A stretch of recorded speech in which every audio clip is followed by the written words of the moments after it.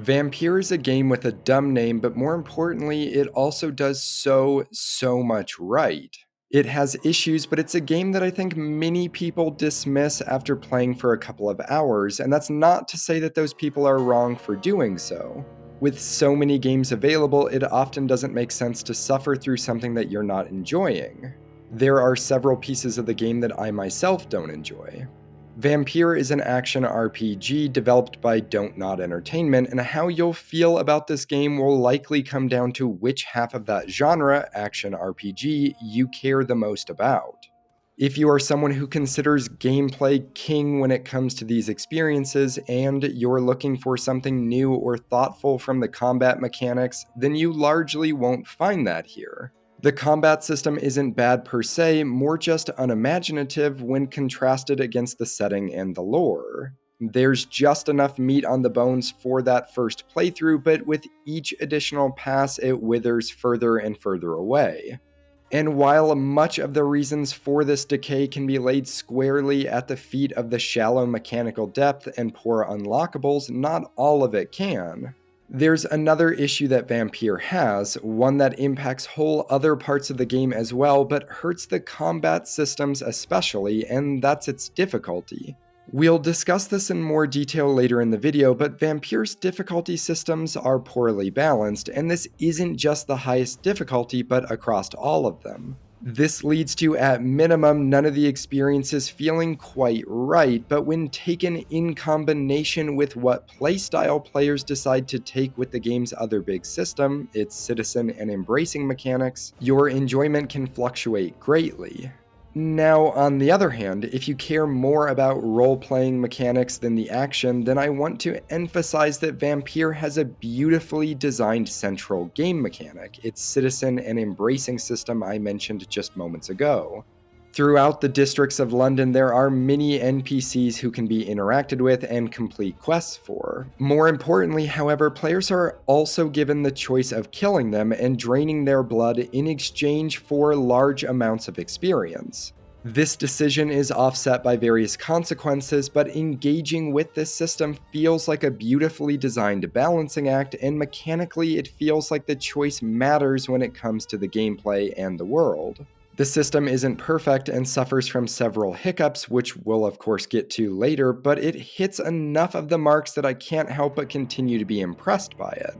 At the time of making this video, it's been 5 years since the game's release and about 4 years since I first played it, and I am still impressed by it and how effectively it crafts the dilemma of being moral and the temptation of being powerful. For me personally, this system alone offsets the issues I mentioned earlier, and with iterations and minor tweaks, I think it could not just be great, but incredible in the same way the Nemesis system from the Shadow of Mordor series is. Vampyr also has a surprising narrative. It's melodramatic at times, not always well put together, and absolutely has sections that serve no purpose outside of padding. However, overall, it's a good story that rapidly gains momentum as you continue peeling back the layers of the onion, expanding the lore of the world, getting deeper into the mystery, and are asked to make difficult choices. Its story becomes engaging, and if you like your vampires and cryptozoology closer to Blade than Twilight, then you'll almost certainly enjoy the setting and the world of Vampyr. Although be warned that there's still flashes of Twilight here too. What is glass but tortured sand? What is song but a call to arms? What is hate but jilted love? What is life but death pending? With all of this taken together, I truly believe that if you engage with Vampyr on its own terms, giving in to its embrace, it has more to offer than it's being given credit for. It has many flaws, particularly with the combat side of the game, but if you can look past those, it's largely an enjoyable experience. If the footage playing in the background or what I've said about the game so far has piqued your interest, then I would hold off watching the rest of the video. The story and the several big choice moments in combination with their consequences are worth experiencing for yourself. And that is the spoiler warning. The rest of this video is centered on exploring what Vampyr gets right, what it gets wrong, and why after 5 years it perhaps deserves a sequel.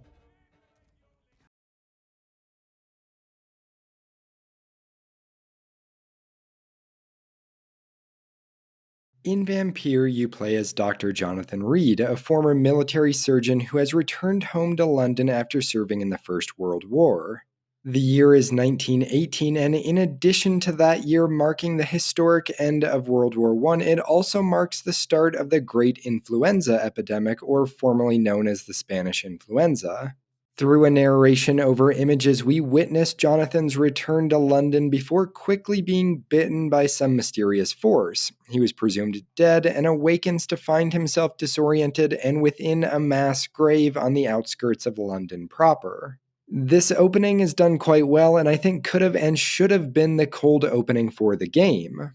The music, in combination with the beating heart audio and the visuals presented only in black, white, and a bright red, created a better hook for the game than the opening narration.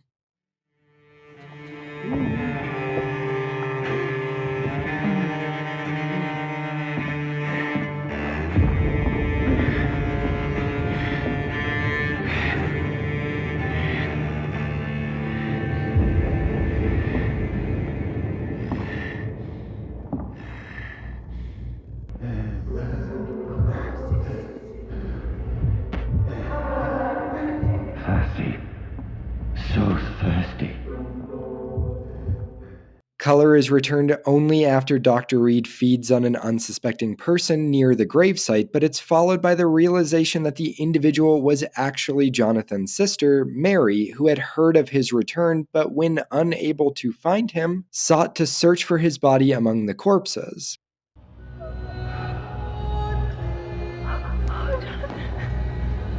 My sweet brother.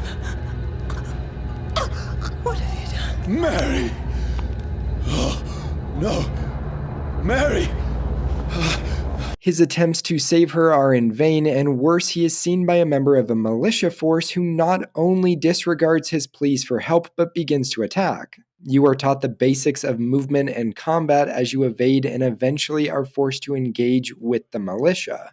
To be thorough, I want to go over some of these combat basics. Like many modern games, Vampyr requires players manage not only their health bar, but a stamina gauge as well. Actions such as attacking or using your dodge evade will drain the meter, and to likely no one watching this video's surprise, it regenerates in between uses. While not introduced just yet, there will be a third blood meter that players will also have to manage during combat, as it serves as the power source for your vampiric abilities.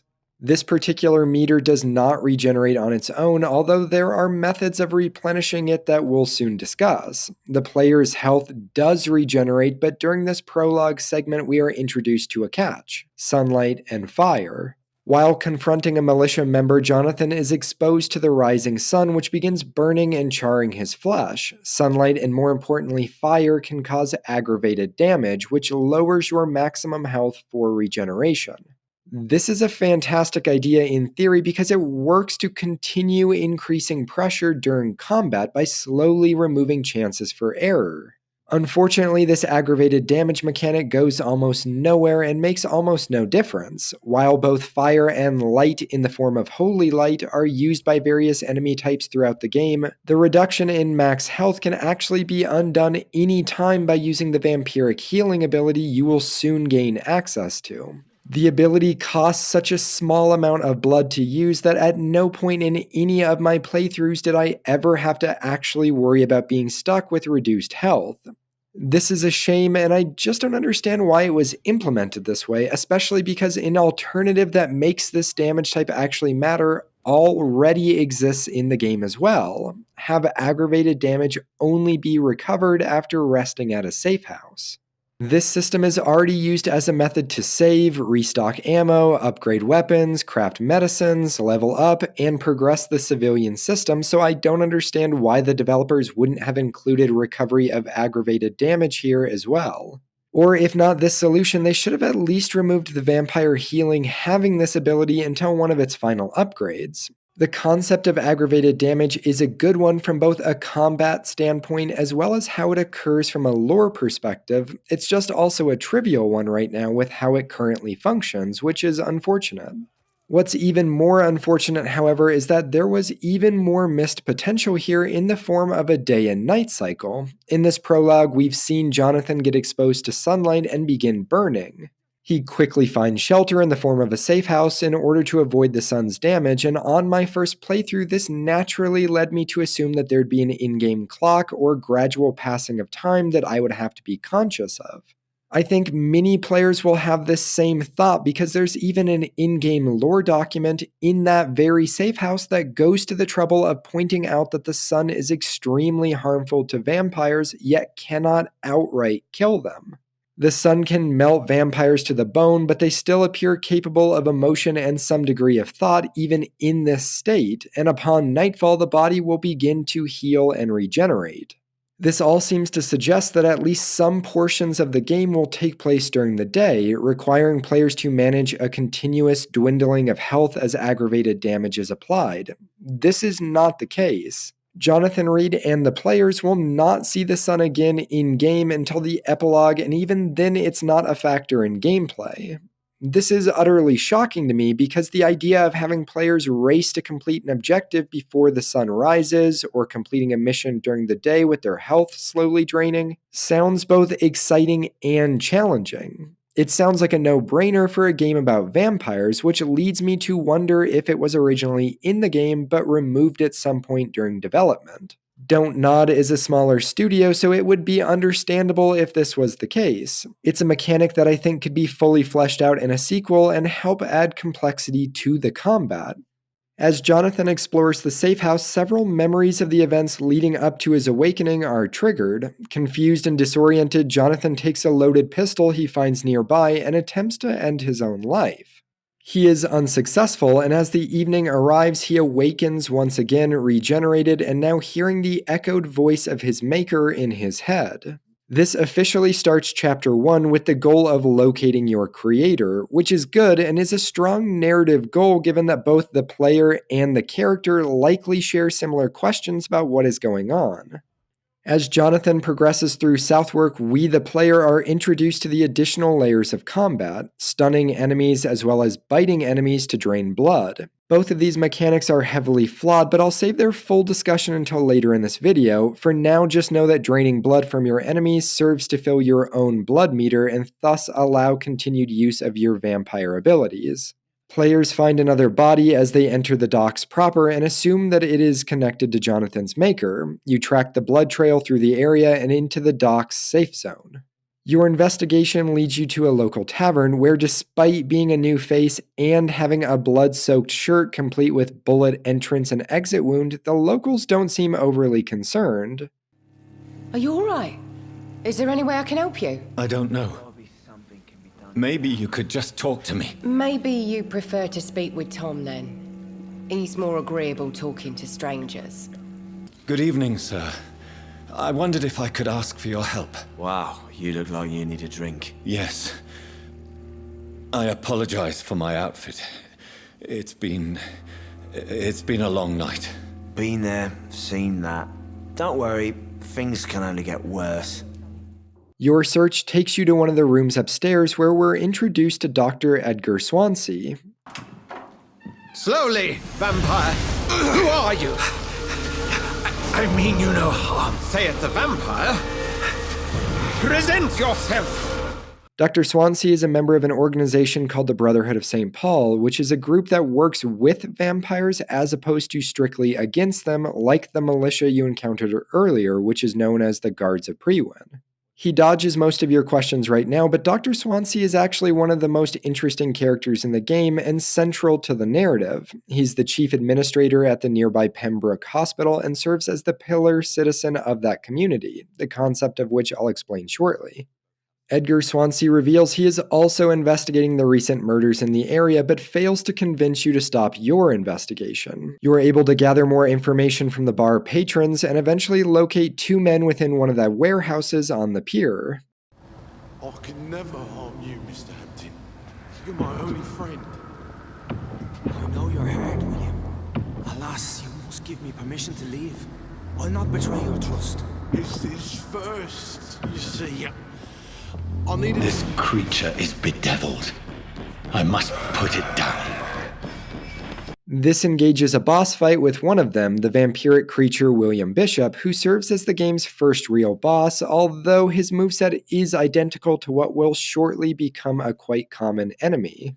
Jonathan is saved by a mysterious woman who is yet another vampire, but of a type more similar to our character versus the feral type William Bishop was, which she refers to as a Scal. The mysterious woman disappears quicker than my hopes when using a dating app. However, Jonathan is quickly joined by Dr. Swansea, who arrives via a boat on the canal. This is stupid because it clearly implies that the doctor knew where William Bishop, the murderer, was the whole time, but wasn't doing anything about it. It would have just made sense for Dr. Swansea to give Jonathan the location in order to test his abilities. The pair load the second man, the victim, onto the boat and make their way to Pembroke Hospital. Were London as peaceful as she appears from the middle of the canal? If only that were the reality of the situation. To be honest, I've always tried to avoid this part of town. Pembroke Hospital is the last bastion between the rest of London and the epidemic.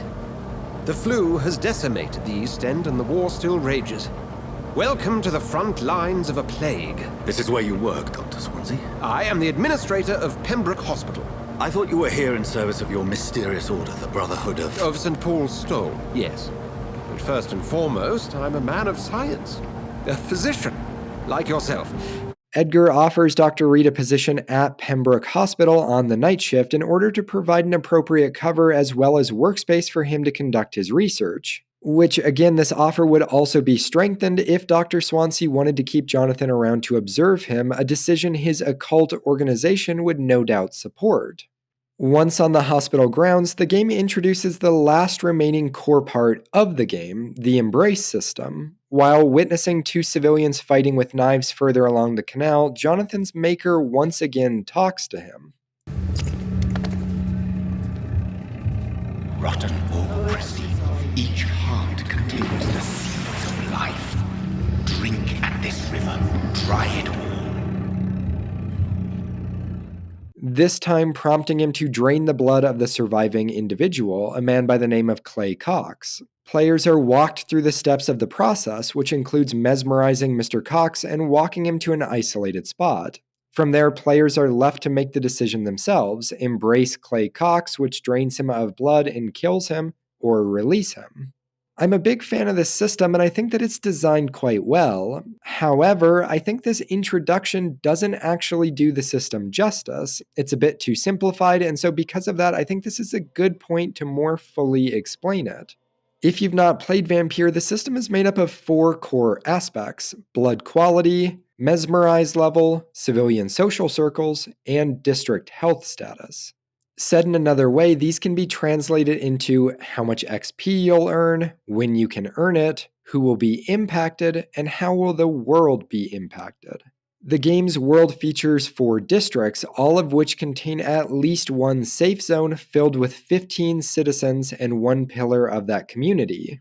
For example, this district's safe zone is the Pembroke Hospital, and the pillar, like I mentioned, is Dr. Edgar Swansea. The pillars of each community are all involved in the main narrative, and each require players to make a choice related to them and their role within the community.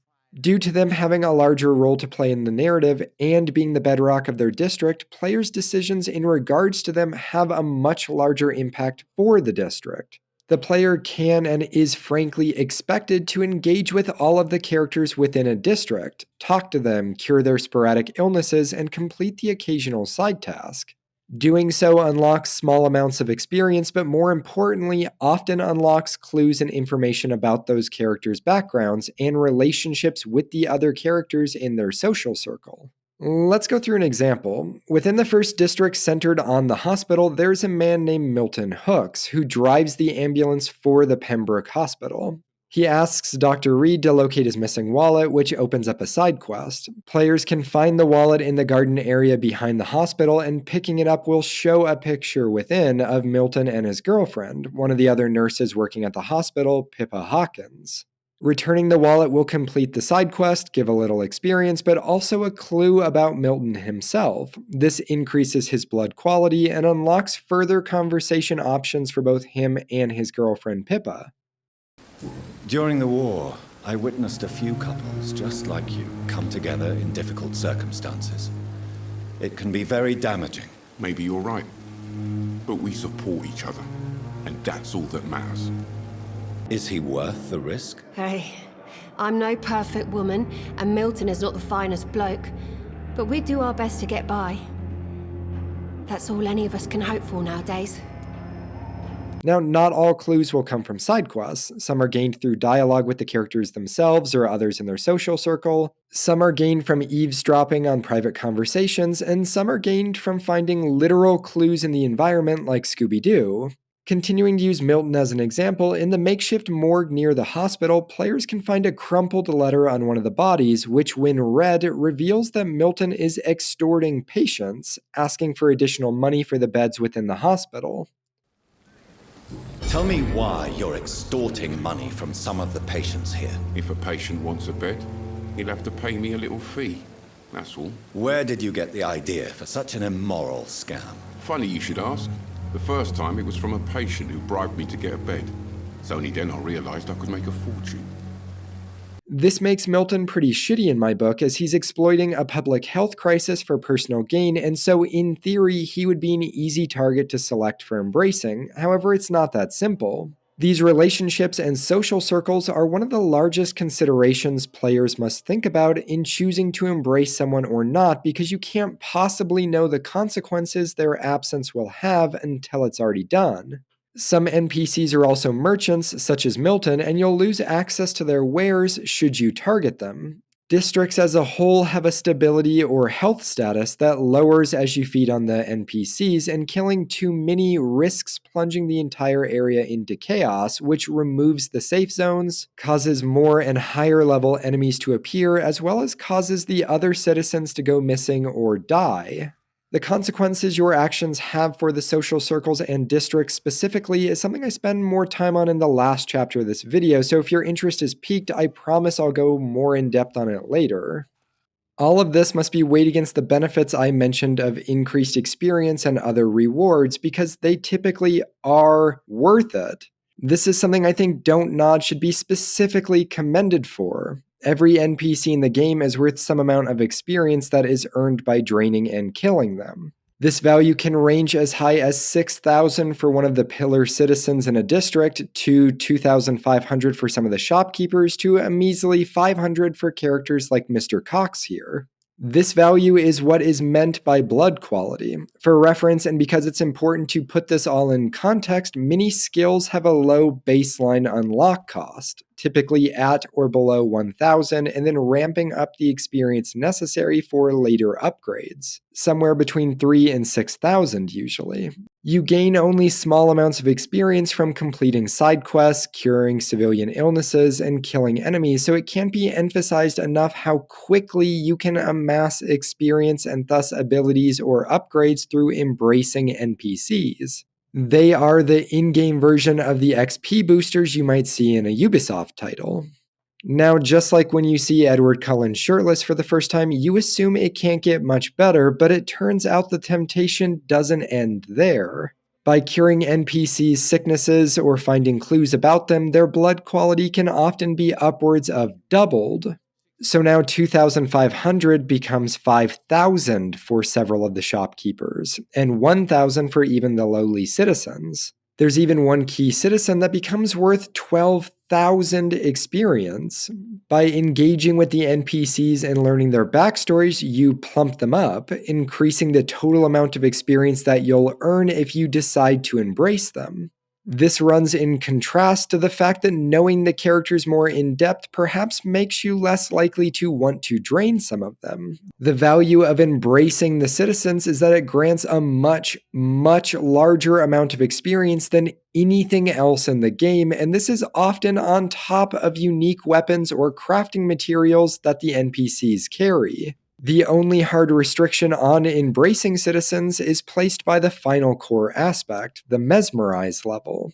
This number, which is separate from your experience level, determines which NPCs you are allowed to drain and kill. Dr. Reed must be at a matching or higher level to be able to trigger the embracing action.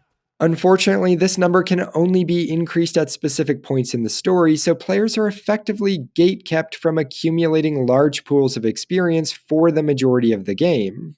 This makes sense from a balance and leveling standpoint, but it does create its own problems, which I'll flesh out later.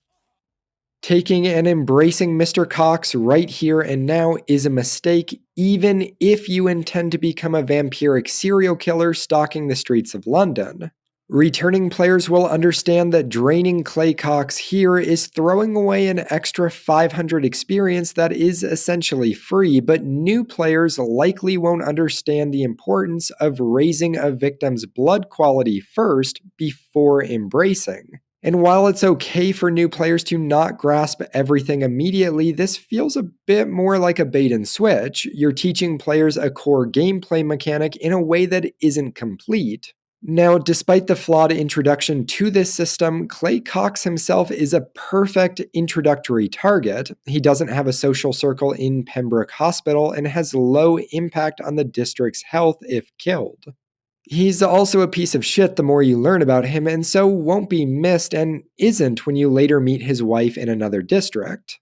Unfortunately, and not something we'll discuss fully right this instant, but embracing him right now exposes one of the other flaws with this system, which is that even killing the objectively horrible people in a district is still considered morally wrong.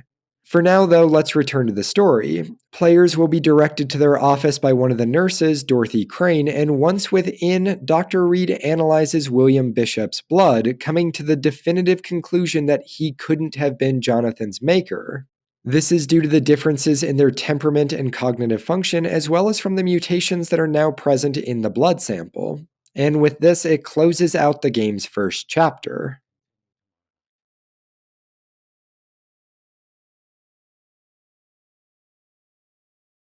Where Vampyr's narrative is at its worst is in its second and third chapters. The former is focused heavily on the district of Whitechapel and the pillar of that community, that nurse we met earlier, Dorothy Crane. Not that these are what specifically makes that chapter bad, because they aren't, both are actually interesting.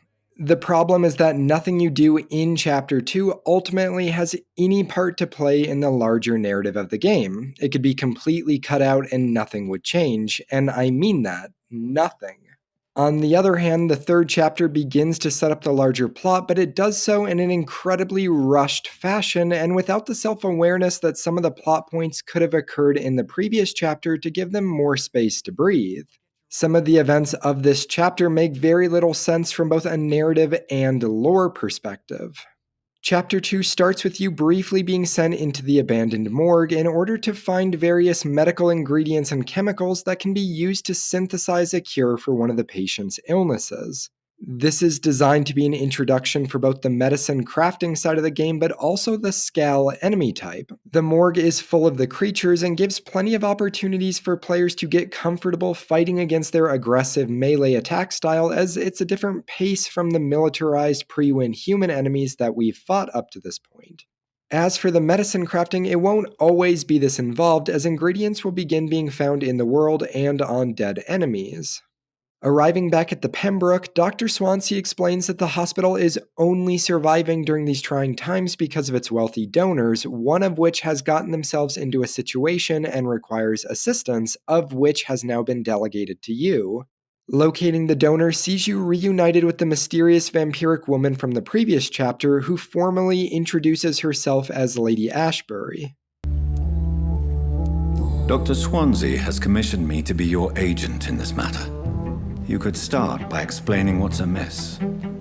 These past insufferable weeks, I've been the victim of extortion. I've made a first payment, but the blackmailer grows greedy.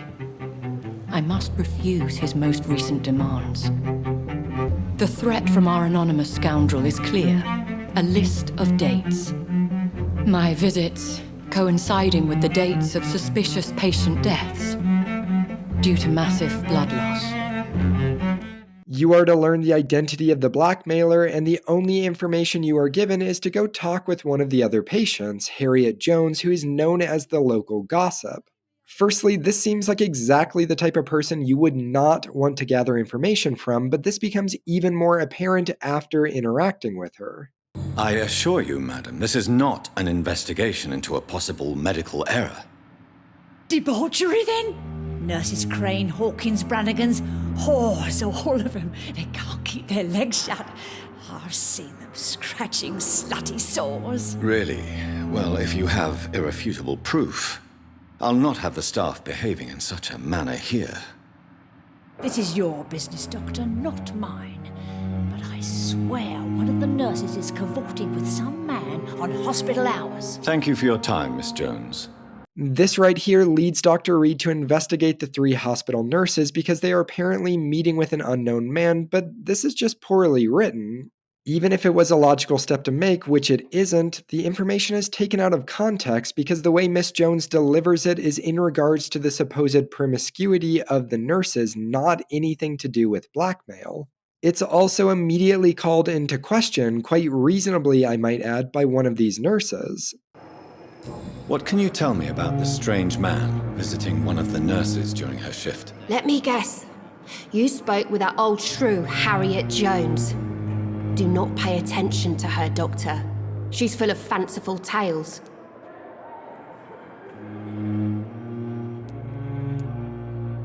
She could have been telling the truth about the mysterious man. That old witch will end up in hell soon enough. Who cares if a nurse finds some happiness where she can?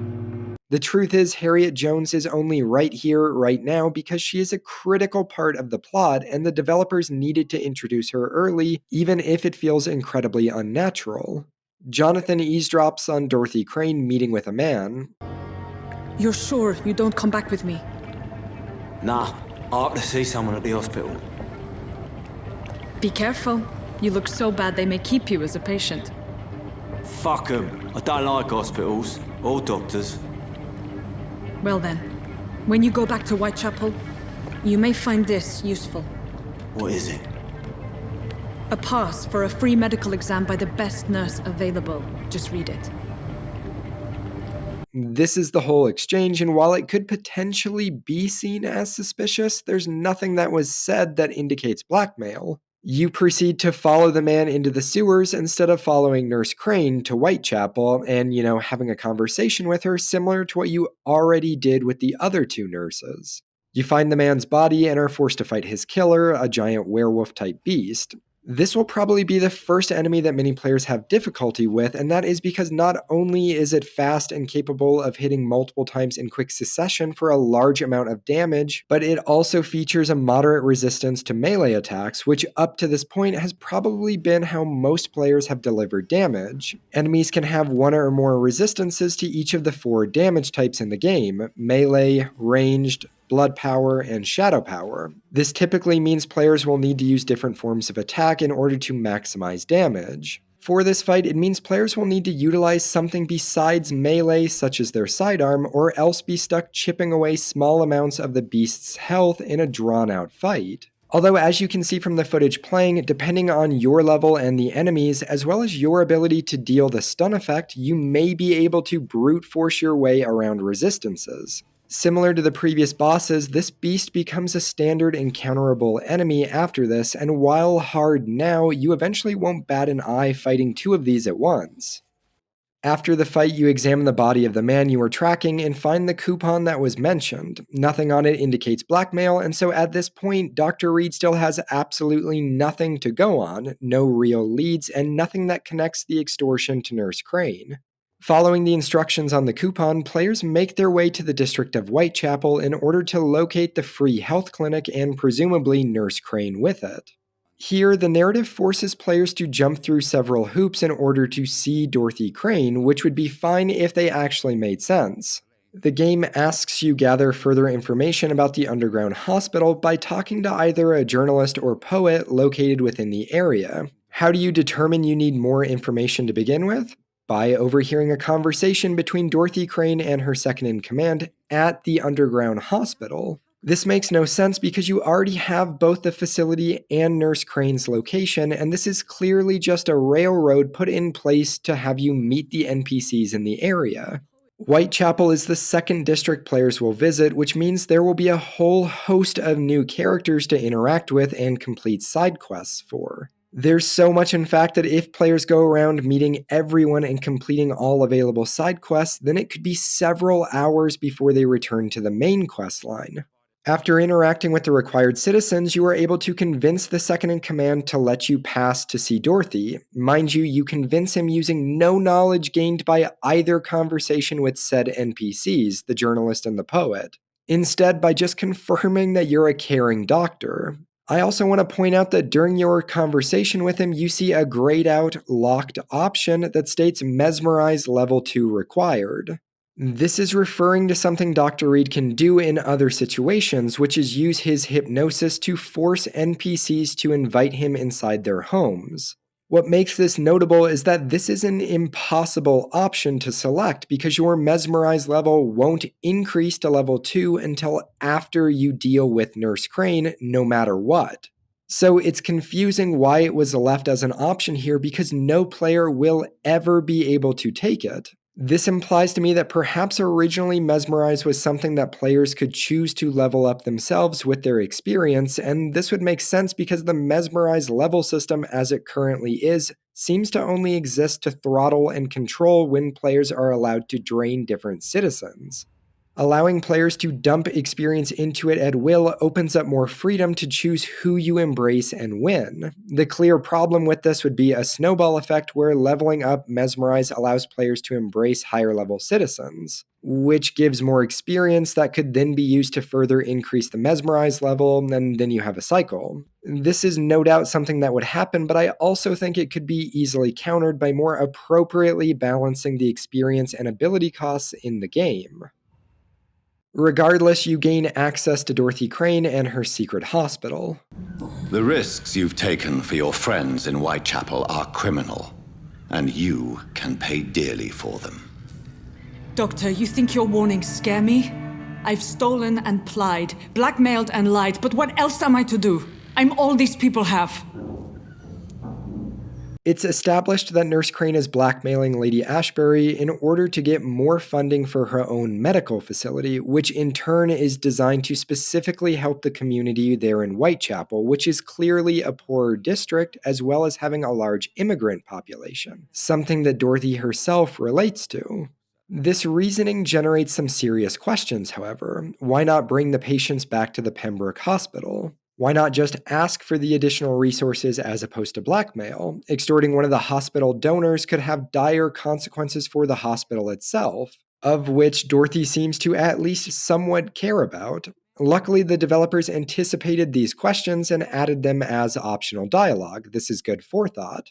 Now, here's the thing though, the answer to these questions I don't think are very well written or compelling when taken at face value. However, when taken with situational context, they actually do make sense. And I'm torn on this because I don't know if Don't Nod deserves credit for subtlety with the writing here, something they have shown no regard for up to this point.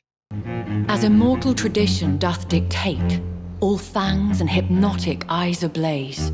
All fangs and hypnotic eyes ablaze. Or if this is a case of filling in and building the plot for them. But why Lady Ashbury?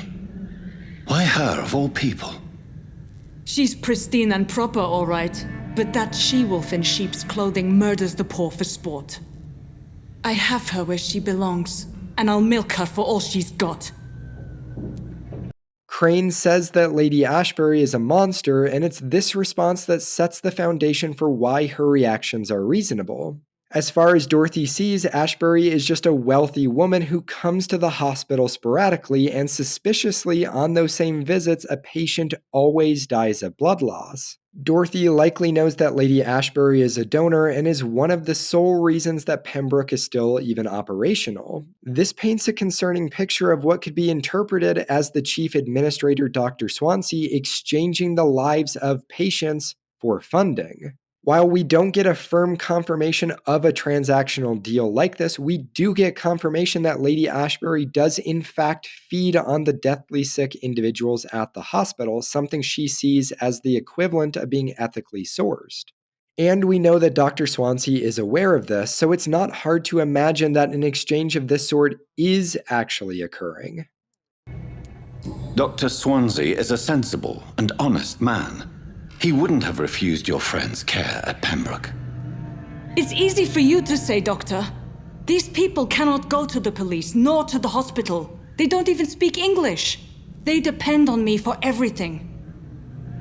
Dorothy doesn't really answer this question, despite it on the surface being the simplest and best option for her as well as her patients. A hospital with a more sterile environment, more staff, and more resources, even if it's stretched thin, should still be better.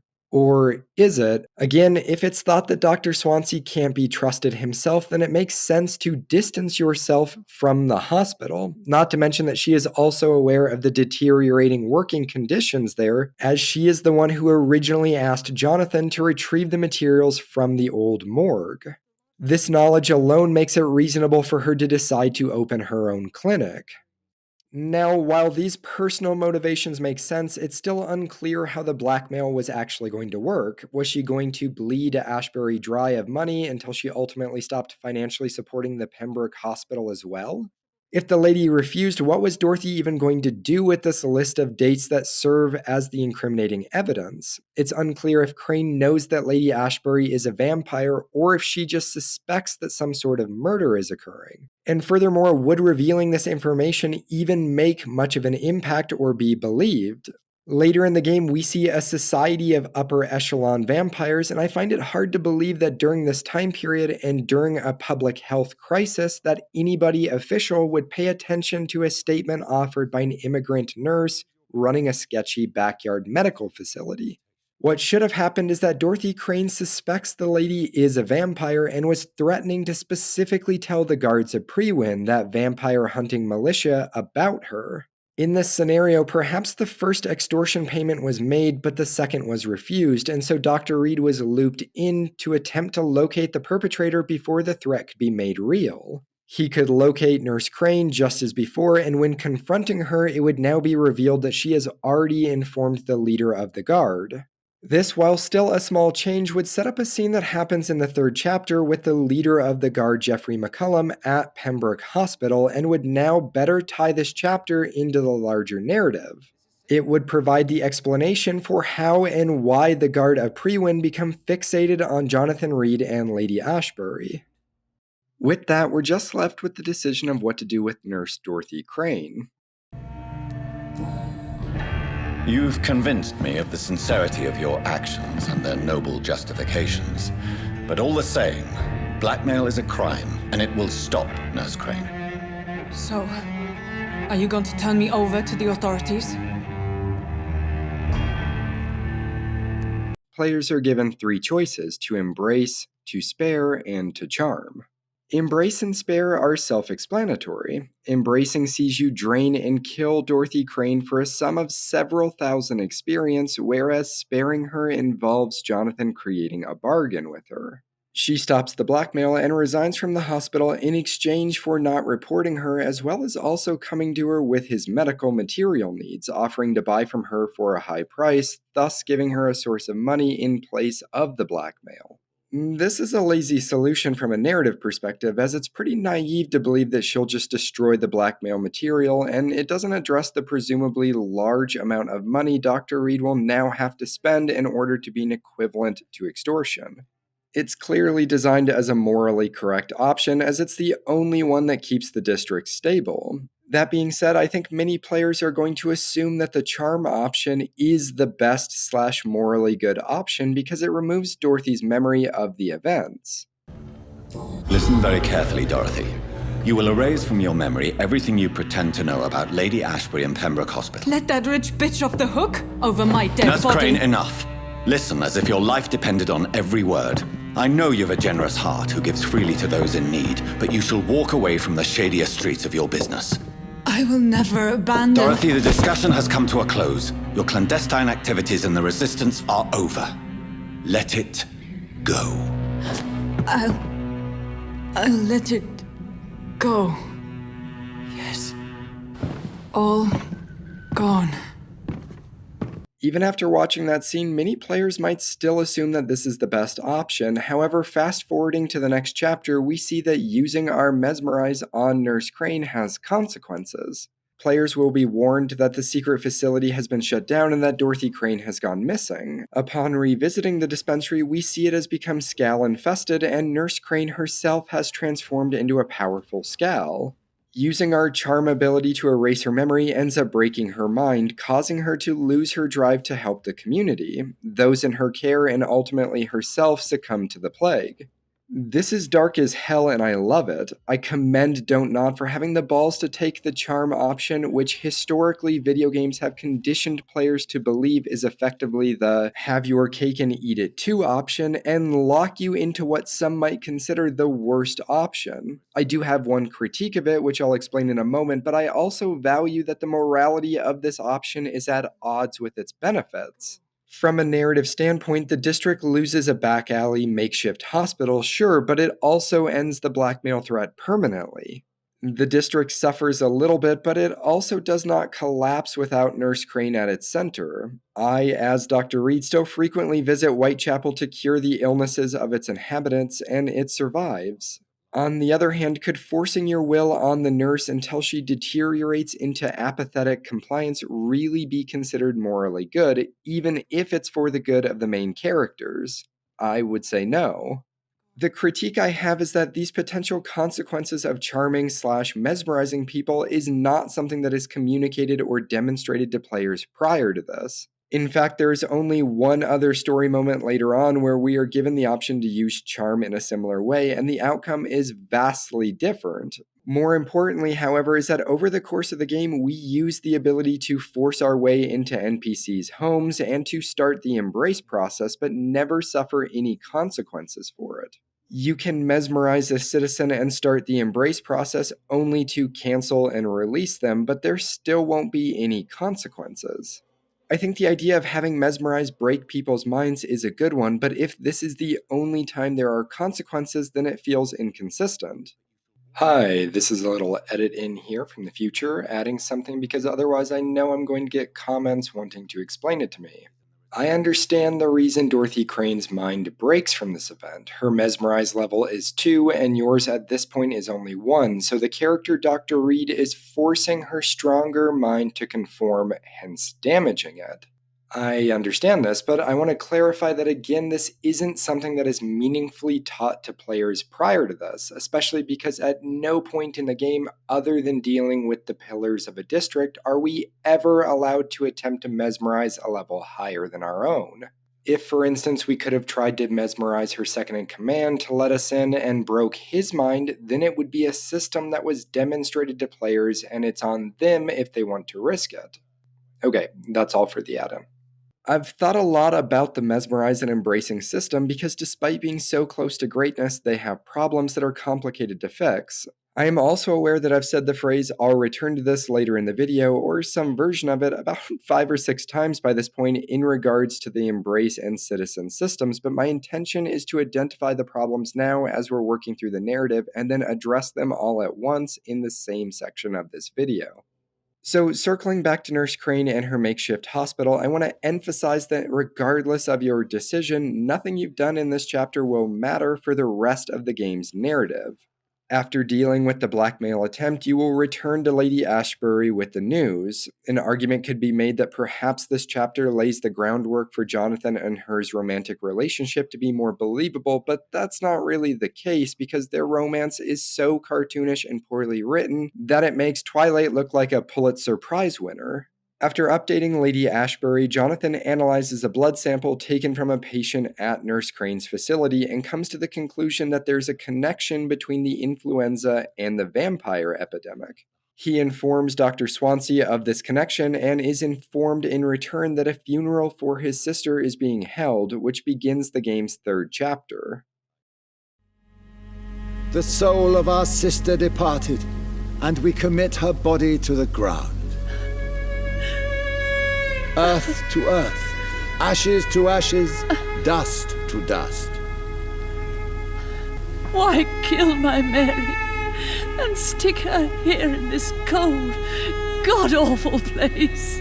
These are the legal requirements for the epidemic, madam. Wait, what? This scene makes so little sense. Why is Mary given a funeral when Jonathan's body was thrown into a mass grave? She had been scouring the most dangerous parts of London in search of me. And it led to her death. How was Mary's body even found? Because she was killed searching for Jonathan at said mass grave. Jumping ahead, this all has to happen because Mary comes back as a vampire and serves as the boss at the end of the chapter. Jonathan unintentionally created a progeny in her after biting her during the prologue. This event ultimately serves as a catalyst for the events of the following chapter, but I'm getting ahead of myself. I said at the beginning of this section of the video that Chapter 3 felt rushed and like the events were occurring unnaturally. Chapter 3 does almost all of the heavy lifting for setting up the narrative. This chapter sees Jonathan secretly attend the funeral of his sister, learn about a secret society of vampires known as the Escalon Club, meet, fight, and kill the enforcer of said club. He has his first conversation with a projection of his maker and also is disheartened to learn he can no longer step foot in churches. He meets Geoffrey McCullum, the leader of the Guard of Prewin, learns that Harriet Jones, the old croon at the Pembroke Hospital, has been brutally killed by Sean Hampton, the priest you rescued in the prologue. Jonathan travels to the dock region to investigate Sean Hampton and in turn is told of his innocence. Mr. Hampton proves this by sending you to find a secret community of peaceful scales living in the sewers, the aptly named Sewer Scales. Jonathan learns that Harriet Jones faked her death, although not entirely because she is now undead and infected, although number 2 is that her specific vampiric condition is unknown. This leads back to Sean Hampton, who is a seemingly peaceful Scale himself now after being bitten in the prologue, and players are given a choice of how to deal with him, as Mr. Hampton, as the priest, is the pillar of the Docks community. We're still not done even yet, as after dealing with the priest, Jonathan follows a trail of new bodies back to the cemetery to where his sister was buried, for the reveal that his sister is now a vampire. The two fight, and Jonathan ends her suffering before burying her for real. The amount of content here isn't specifically the issue. First, it's that they're all jammed together, and because of this, many aren't given proper weight, feeling like they're happening too quickly. Second, it's that several of these events just don't make any sense or are poorly written. The chapter has 2 focuses, the Mary vampire subplot and the Harriet Jones / Sean Hampton subplot. This works because both are setting up aspects of the main narrative, however the Harriet Jones and Sean Hampton one feels specifically placed where it is because the developers needed there to be some unspecified amount of time to pass between showing Mary's burial and then the fight with her. The only other aspect of the Mary story arc is Jonathan going to confess his feelings to a priest and learning that he can't step foot in the church. This isn't ever relevant again, and the good doctor himself dismisses the confession with the priest immediately after the cutscene. Which is a shame because the implication being that God is in fact real and not allowing Dr. Reed within the church is interesting, although I admit that I don't know that there's much to do with that outside of the character just reflecting. The enforcer for the High Society Vampire Club is also meaningless. He's met for the first time and then killed shortly after. The Escalon Club will become a proper focus in the next chapter, but not for anything to do with this enforcer. He just isn't cared about. This chapter also just features a lot of people being stupid for no reason other than the plot. When Dr. Swansea informs the player that Harriet Jones has been killed by Sean Hampton, he seems surprised that Sean was infected. Sean Hampton, the man we thought we'd saved at the docks. It seems he was infected after all. So Hampton became more beast than man. Exactly. He was a Skald, technically speaking. The debate rages as to their classification. Some think them a subspecies of vampire, others something else. Mind you, Dr. Swansea is a member of an ancient vampire-adjacent organization and knows that Mr. Hampton was bitten because he was there, so he should have known that this could have been a possibility. Even if this specific Skal epidemic is new, just knowing how vampires operate in this universe would have given him enough reason to be cautious about having a bite victim within the hospital. Along with this, it's not clear why Sean Hampton flees the hospital during this chapter anyways. Harriet Jones explains that she faked her death to see if she would be mourned afterwards, so Mr. Hampton isn't involved in her death at all and very well could have just stayed put. He is the one who introduces her to the sewer scout community, but it seems short-sighted for him to leave with her given that he was resting outside of her room and likely saw the death scene that she had created. Finally, the biggest of the issues has to do with Jonathan Reed turning Mary into a vampire. We are specifically told by Lady Ashbury earlier that it is incredibly complicated to create a progeny and that it almost never happens by accident. So me being a vampire could have been a mistake. I very much doubt it, Jonathan. Contrary to the legends, it is not as simple to make another vampire by just biting someone. I'd like to avoid creating another vampire by mistake anyway. Tell me, how is it done? The process is dangerous. It could even kill your potential progeny. If you did decide to sire an offspring, they must drink of your blood, Jonathan. But we are a rare and reclusive breed. Our progeny is almost never accidental. Yet here we are with our character doing it completely by accident and as a newborn vampire. I would be more willing to accept this if it only happened this one time with Mary, but this issue becomes far greater further into the story, with Jonathan and the player being given the opportunity to create 3 other progenies. We do find out that Jonathan comes from an extremely powerful vampire bloodline, but even still, this creates a disconnect for me personally between the story and the lore. This is also obviously something that might not bother everyone and could just be me nitpicking, I'm willing to admit that.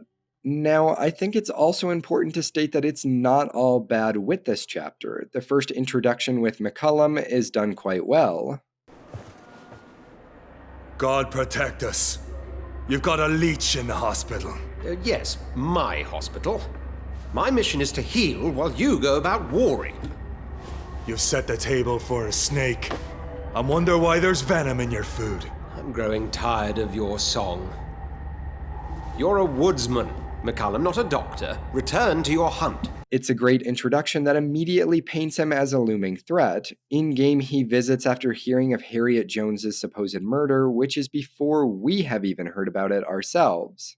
As I mentioned, I think tying this scene instead to the blackmail attempt makes it stronger. The first encounter with your maker is also visually done well.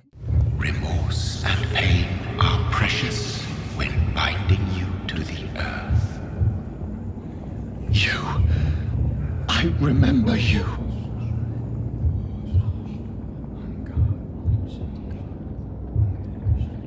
The design is unique and a bit creepy, so witnessing him for the first time as a swirling, bloody figure was memorable. The actual conversation with the character is stupid though, because he claims you're his champion, chosen to deal with the coming disastrous threat, yet insists on speaking in riddles. And while there wouldn't be much of a game if he immediately told what and who you were looking for, I also think it's the developer's responsibility to find authentic explanations or ways around problems such as this.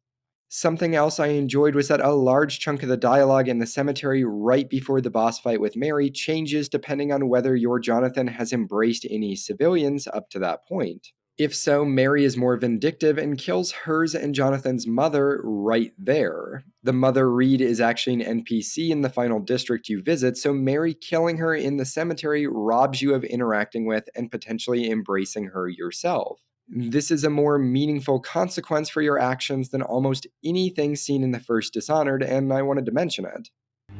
I have made friends with vital knowledge. Vampires. We are not alone, Mary. With time, we can learn to live almost as we lived before. How long? What? How long will this masquerade continue? I've been watching you. All these nights in Whitechapel pretending you're still a doctor. You believe you're just fighting a disease. But it's you, the disease. Jonathan, you! I'm a scientist.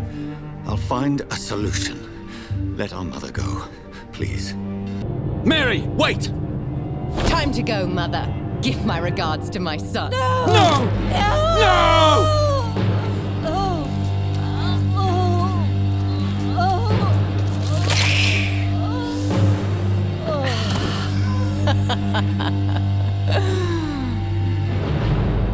This is what I do to those I cherish. Can you imagine what I've in mind for you? I'll destroy you! Finally, we hear the truth! Dr. Reed, admit it. You're a monster who takes joy in killing, who relishes the chase, the secrecy of it all. I'm still a scientist. I shall find a cure for this madness. You lie to yourself. Confess your sins. And finally, the actual decision involving Sean Hampton is excellent. After discovering that Harriet Jones is alive with the Sewer Scout community, Jonathan returns to Mr. Hampton. Welcome back, Dr. Reed. Would you like to take communion with me now? Sean, are you eating raw flesh? It is the sacred flesh of the mortal lamb. Our Lord's bountiful transmutation for the sustenance of his believers.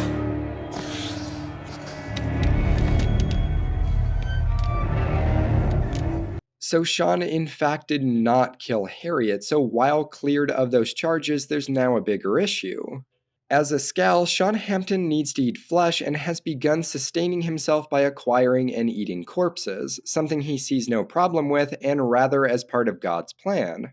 The question boils down to, do you believe that Sean Hampton can maintain control over his vampire urges or not? Players are again given 3 choices: spare, embrace, and now turn instead of charm. Once again, embrace is simple. If you don't think he can be trusted, you embrace him and are rewarded with a large amount of experience. Sparing Sean means you'll leave him be, trusting that his faith in God will lead him down the right path. And finally, we have Turn, which is lightly colored blue to signify, similar to Charm with Nurse Crane, that it's the vampire option of the 3. It requires that players forfeit 500 experience in order to select it, and it also requires that you've unlocked both of Mr. Hampton's hints. The text reads, "You will heal through my blood," yet is labeled as Turn, so at first it could be a bit unclear what exactly is meant by this option. When you traveled through the Sewer Skal territory, the leader of that group, named Old Bridget, informs you about the properties of pure vampire blood. Mentioned that vampire blood has tremendous potency. You believe it to be stronger than your own? The vampire's sweet blood. That rich, dark wine that we crave. For it made us, and it can sustain us. I thank you for your time, madam. That's all that is said and could easily be thought of as a throwaway line. However, this is the basis for the turn option. My discoveries. Vampire blood would enhance your metabolism, perhaps even heal you. If what old Bridget says is true, I'll give you some of mine. Jonathan forces Mr. Hampton to drink some of his blood, and it in turn completely removes his need to feed. Firstly, I don't think the outcome is clear enough based on what the text says at the selection. Second, it feels similar to the bargaining option with Nurse Crane, where it exists because there needs to be some morally good option, yet it doesn't feel natural, as we learned about this option only 2 minutes prior. Thirdly, and most importantly, this is the vampire option. I think many players will feel burned after selecting this option with Dorothy Crane, and so will be hesitant to select it here, instead opting for the spare option. That might seem initially fine and a good option as well, but let's really think about that. This guy who has a secret dungeon of corpses in his makeshift church. This guy who is now a cannibal talking about how eating flesh is metaphorical for eating the flesh of God. The guy who all the way back in the prologue told William Bishop that he didn't think he was a bad guy, despite finding himself sitting in Bishop's personal corpse-filled dungeon. William was not the evil man they claimed. He was just taken by the thirst. He needed his drink. Is this really someone we feel like we can trust? And the answer to that is no. Similar to charming Nurse Crane, sparing Sean Hampton has consequences that crop up later in the game. This time in the form of him going off the deep end with his beliefs, turning his shelter into a cult den, and ultimately succumbing to the Skal infection as well. Oh, and several of the district members he was helping go missing, although you can find each of them in the world either having become infected themselves or having joined up with the guards of Prewin. I like this outcome a lot, but I think it will cause many players to feel that they got burned twice, that there's no consistency, and perhaps stop playing. This inconsistency is one of the reasons I like this system. To be clear, it's hard to know what the good option is, but I think for some, this will be the reason they dislike it. I also really like that the perceived good option costs players experience. It forces players to have more skin in the game. Despite the problems, I still found this to be excellent, as it had me questioning if just embracing him was the correct option. It's not, but I considered it because even turning him overlooks the unhinged conversation you have with him prior to the decision, as well as the fact that he is now a cannibal.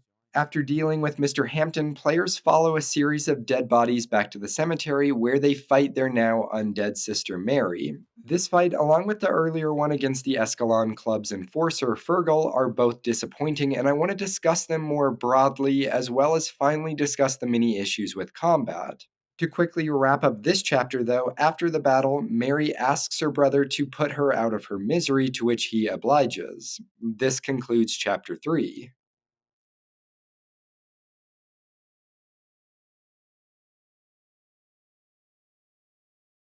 I don't think it's always necessary to lay out your credentials with these type of videos, but I want to do exactly that here because with some of my praises and criticisms of the game's combat system, I think it's important to know where I'm coming from. I've played through Vampyr 3 times, twice on normal and once on the hardest difficulty. With that hard mode as well, it was a full no embracing civilians run, meaning experience was extremely limited and I was almost always 5 to 10 levels below the enemies I was fighting. This difference in level was something that the game seemed to take extreme pride in and even seemed to get off to because it repeatedly shoved it in my face during loading screens, often accompanied by messages to just embrace and kill people in order to become more powerful.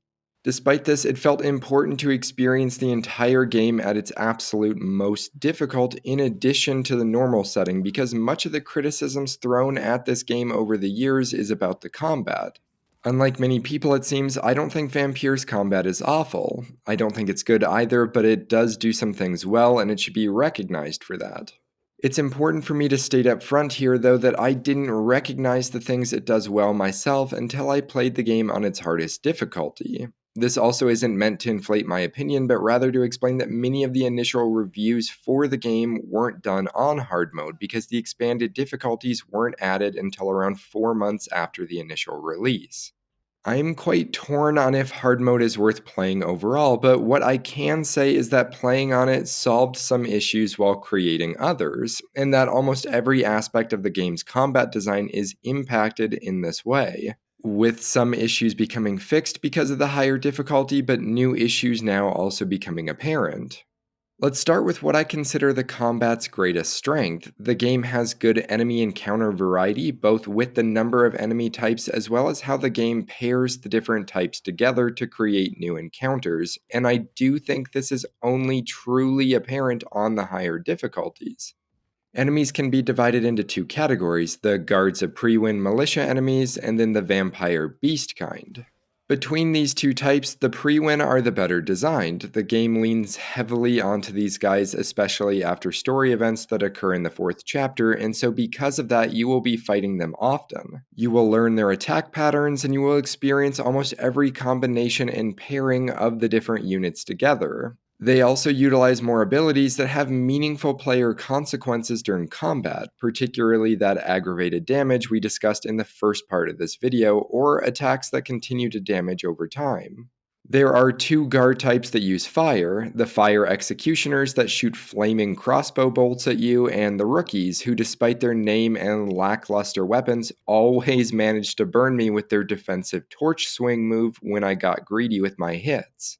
The cadet unit can throw a chemical smoke grenade that deals continuous damage for a short time. The big boy exterminators take this one step further with their chemical version of a flamethrower.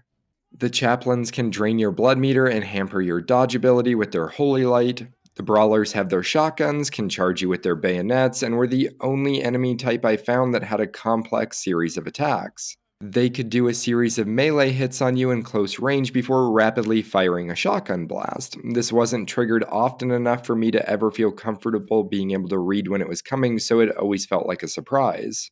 Now compare this to the vampire creatures, where you have 3 categories or classes. The Scowls, which fight with claws and biting, the Ekons, which are more classic vampires like yourself that fight with sword and vampiric abilities, and finally the Volkods, that are the large brutes like Fergal from the previous chapter.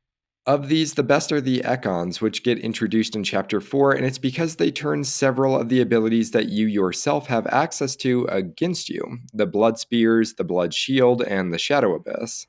What holds them back is that they don't ever get paired with the other types of enemies because, this is for story reasons, they attack everyone: the Guards of Priwen, the Scowls, and you. They don't ever get more challenging because of this. The Scowl class is a bit unique because they gain a sub-variation in the late game titled Ill-Formed, which means they carry poison in their attacks and burst into a highly damaging cloud once killed. This was a great addition, but is also underutilized due to it being late in the game. Again, I think the pre-win enemy types end up becoming more challenging, specifically due to the larger combination possibilities with the types, some of which can be quite difficult. For example, when the fire archers begin getting paired with the stronger units like the brawler or the chaplain, getting hit by a single fire arrow on hard could kill you with its continuous damage outpacing your healing capacities, so that means attempting to keep the archers on screen even while fighting these other enemies. This is because you need to be able to see and then avoid the projectiles once they're fired. Encounters become much more about prioritizing targets, often having to find ways of avoiding or holding certain enemies while attempting to quickly remove others. I mentioned earlier that enemies can have resistances to the different types of damage, and this is something you need to be more aware of on hard as it becomes a part of the mental calculation of combat. The deliberate placement of enemies too is something you more meaningfully notice on hard mode as you travel between districts. It creates player considerations about what routes to take due to what enemies will be present. All of these design decisions I just went through can be seen in the final segment of the game, which has you visiting both the morgue and cemetery again, but now for new purposes. Both of these are well done and feel like a culmination and skill check for players. Now, besides the encounter design, I also enjoyed the simple yet effective loot system, which really only has two categories: components for crafting or selling, and lore documents. The game doesn't require players to worry about arbitrary carrying capacities or any type of inventory management, which was a breath of fresh air. You press the interact button on enemy bodies or boxes or trash cans, and various materials are automatically added to your inventory. Some are used for upgrading weapons, and some are used for crafting medicines or serums. That's it. It's easy and it's clean. While the system operates identically on both normal and hard, I recognize these characteristics more on hard because upgrading weapons and building serums and medicines are crucial to your success, both in combat but also for the crumbs of experience they give you.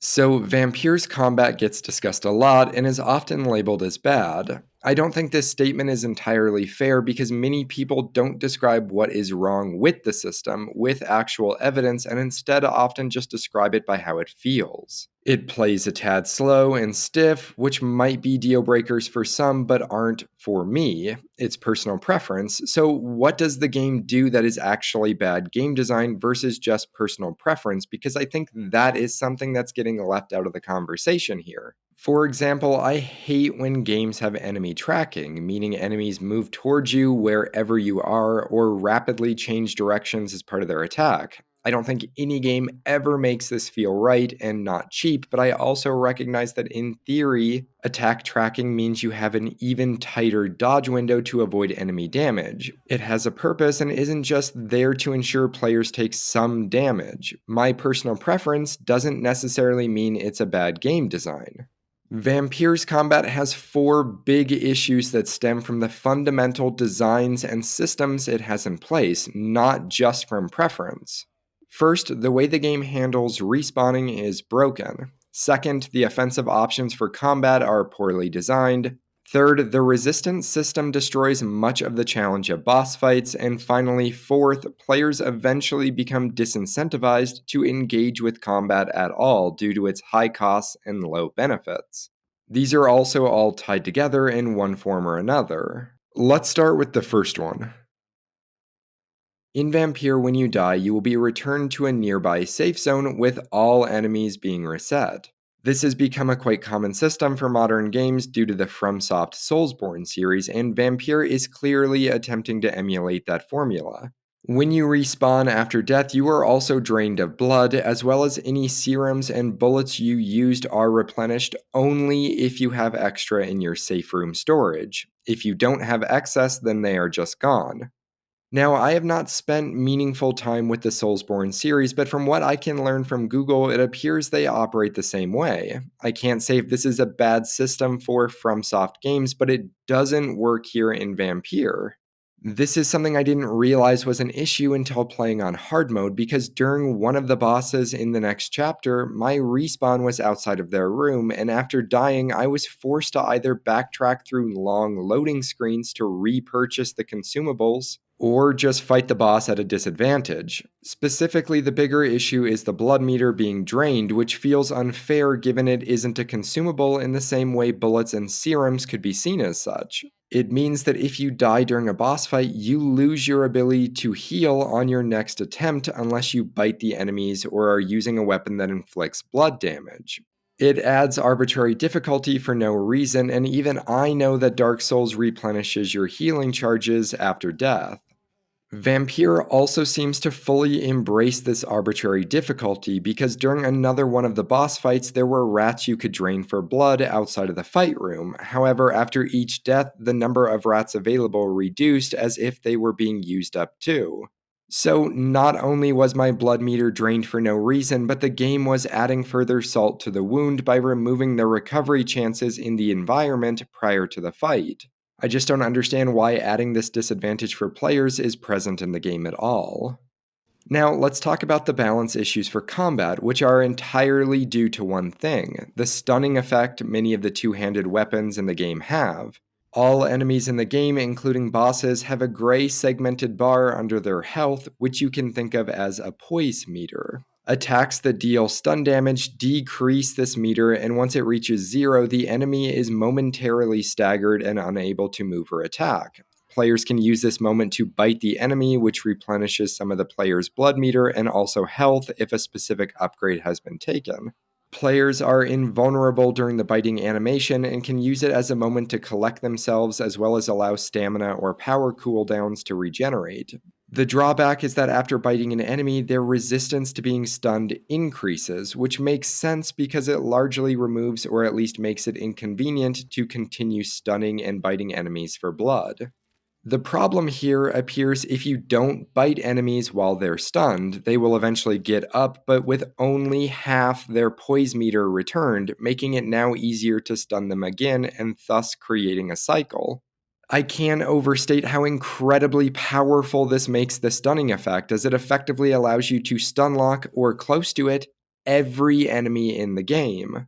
On normal, it renders biting completely unnecessary, and even on hard, I found myself only biting when the enemy was low on health and I knew I could kill them in 1 or 2 hits after. The two-handed weapons and their stunning are so powerful that it has a trickle-down effect that it renders all of the offensive vampiric powers obsolete. None of the non-ultimate abilities can match the consistent DPS of the two-handed weapons, and on top of it, they require blood to use, which means you'll need to be regularly biting enemies to regenerate that. Now, I want to clarify that on a normal playthrough, this is mostly fine. Enemies aren't as difficult, and so biting regularly can work. On a hard playthrough, however, it doesn't. On hard, you will need your blood for the healing abilities, and so using it for offense instead is wasting potential chances to survive mistakes.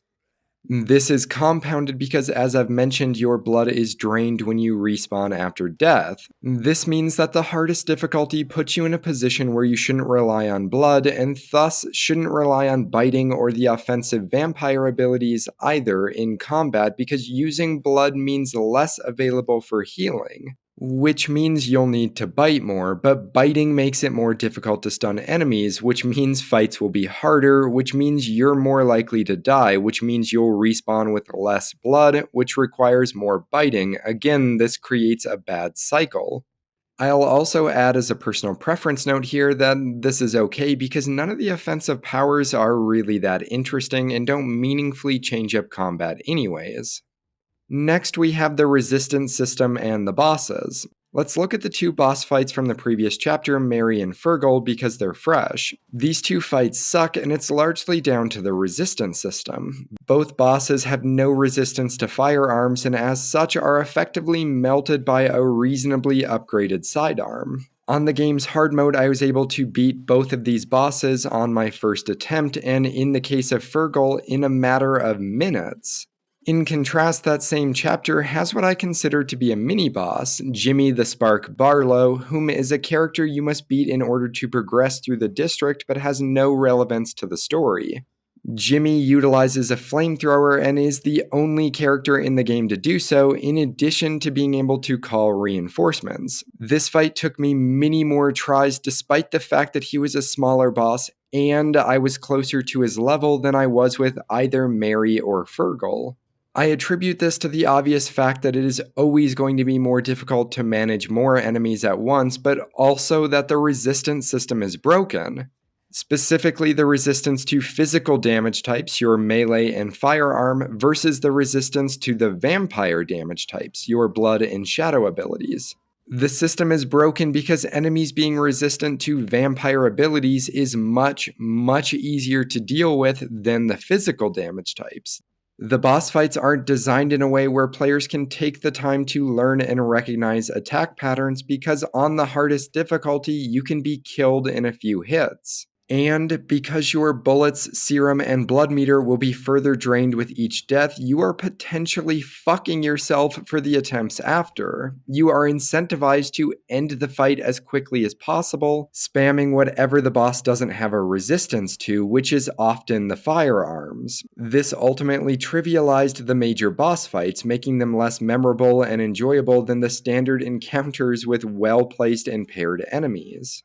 The final nail in the combat coffin for me is that the hard mode removes almost all of the experience offered from combat. The reason for this is to make sure players can't reliably grind encounters in order to level up, and in turn puts more desire on embracing the NPCs for their experience. This decision has such a massive consequence for combat that I'm frankly shocked Don't Nod went ahead with it. By offering players essentially nothing for combat, you create no reason to engage with it at all. Why risk health, blood, or consumables for no reward? Especially because by fighting enemies, players risk dying and being put in a worse spot than if they skipped combat entirely. It becomes smarter to just dash past enemies and only fight when necessary. Let me re-emphasize that. It becomes smarter to just skip combat entirely unless you have to. No developer should ever want that to be said about their game. I can say for certain that hard mode does not fix Vampyr's combat, but what I can't say for certain is if I recommend playing on hard mode. The higher difficulty has a lot of problems, but the alternative of playing on normal also isn't great, especially for a full vampire embracing playthrough. In that scenario, you yourself will quickly be 10 levels higher than the enemies, reducing combat to the other extreme of boring. What I'd recommend is if you want to play a vampire run, do so on hard, and if you want to do a no-embracing playthrough, do it on normal. This isn't perfect, but at least it's something. The 4 issues I went over all impacted each other, but unfortunately, and bringing this full circle, even if they were fixed, I'm not sure that combat itself would suddenly be fixed.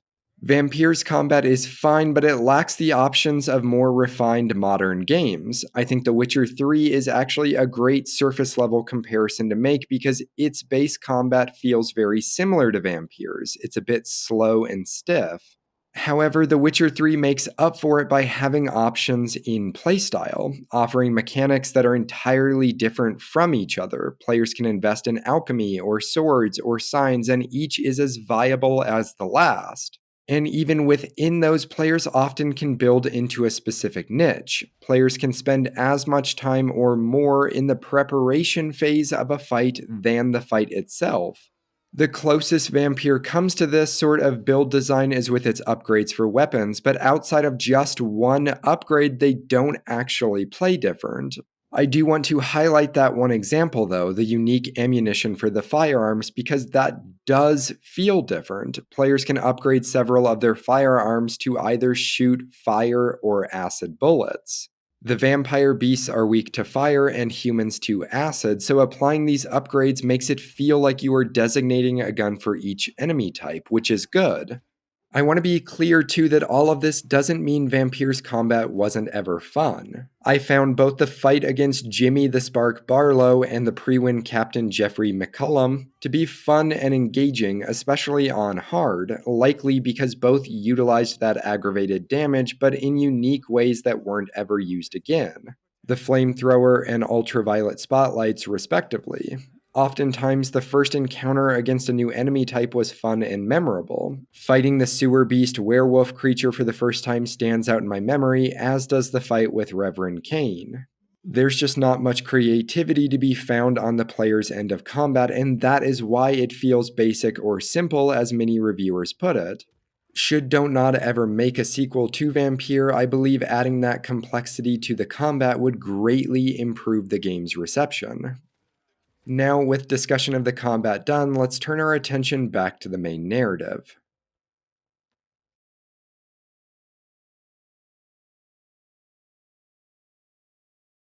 Despite there still being 3 chapters and an epilogue left, the game really steps on the gas at this point, with many events occurring in rapid succession. Importantly, and in contrast to the earlier chapters, this segment of the story does not feel rushed, but rather like natural escalation within the plot.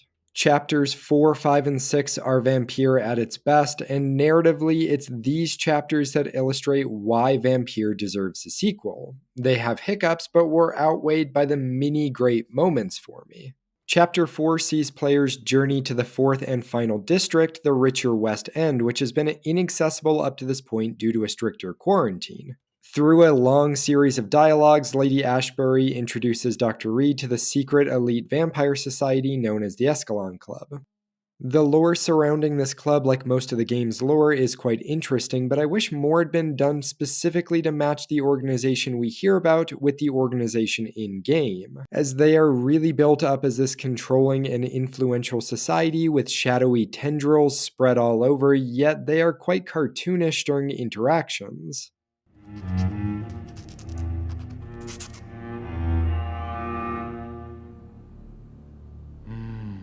Delightful. It's a shame too, because visually they are well designed. There's almost an inbred quality to the character designs of the club members that I can't quite put my finger on why exactly I get this feeling, but it fits well with this idea of a social elite club. Jonathan arrives at the club and is introduced to its leader, Lord Redgrave. Come forward, young Ekon, for we have so much to discuss. Welcome to the Ascalon Club, Dr. Reed. I am Lord Redgrave, Earl of Bristol and chairman of this exclusive association. Chapter 4 is about finding the source of the outbreak within the West End at the behest of the Escalon Club, essentially serving as the bargain piece for admissions into the society. Again, this is an interesting setup because while the club does appear to care about finding the cause of the outbreak, it's also apparent that they see Dr. Reed as something to collect and to use. The specifics of which we'll get to shortly, but it's centered on his strong bloodline. While originally seen as a nuisance, Jonathan is now seen as valuable due to his creation of such a strong progeny in his sister. He is inducted into the club and sent back out into the streets to further investigate the disease. Players are told to question the citizens in the West End, which will in turn lead them to the residence of several individuals thought to be infected. This is a bit forced and is again being used as a means of forcing players to interact with the citizens in the game in case they weren't already. Each chapter has a narrative railroad like this as you enter a new district, but this whole setup begs the question of what was the club doing or going to do without Dr. Reed in the first place? And how could they not have this information themselves, being such a powerful organization? To me, it would have made more sense for the club to give Jonathan the list of infected houses that they uncovered themselves, but didn't know how to proceed with. It could have been that none of the members are doctors, and the club didn't want to risk more regular folk to the infection. This makes sense because Dr. Reed's own maker explains that he chose Jonathan both for his wartime experience but also his medical experience, making him able to combat the epidemic on both fronts. Why did you choose me? Only you could provide a modern, scientific answer to this ancient, mystical threat. What kind of modern answer? Disease, contagion, and contamination. How they course through veins is your dominion, my child. Your choices have made you. Only you can save this land. This could have been further reflected in the Ascalon Club needing Jonathan not just for his blood, but also the scientist. Doing this would also make the club feel more like a calculating secret society they were originally presented as, versus the glorified fraternity they appear to be. The centuries have taught me never to trust a woman completely, especially if she is immortal. Too prone to emotions, if you ask me. But perhaps Don't Nod's intention was to show that a self-proclaimed elite society of vampires is in fact ridiculous. This would be consistent with the fraudulent claims the leader, Lord Redgrave, makes about his creator, claiming to be the progeny of a legendary vampire William Marshall when he is in fact not. However, the whole club simply being a farce is inconsistent with both the lore documents and conversations we can have with the other characters, so this doesn't really work either. After visiting the residence of the infected individuals, Dr. Reed finds evidence suggesting that a famous local actress named Doris Fletcher could be the source of the infections. He travels to her acting school where he confirms she is indeed infected. Jonathan is forced to fight Miss Fletcher, who likely borrowed her mutated arm from the Resident Evil series. Dr. Reed defeats her, and Doris Fletcher, in a brief moment of clarity, burns herself and her theater in order to be remembered for who she was, not who she became. One of the game's worst bit of writing happens during this interaction. Does your heart beat a little faster now? You fancy me then, Doctor? No, Miss Fletcher. My dead heart will beat for only one. Ah! Is she pretty? Is she sweet and tender? To me, yes. This is an awfully written scene, and it's truly confusing why it's here, because throughout the building on your way to Miss Fletcher, you discover things that are much more interesting.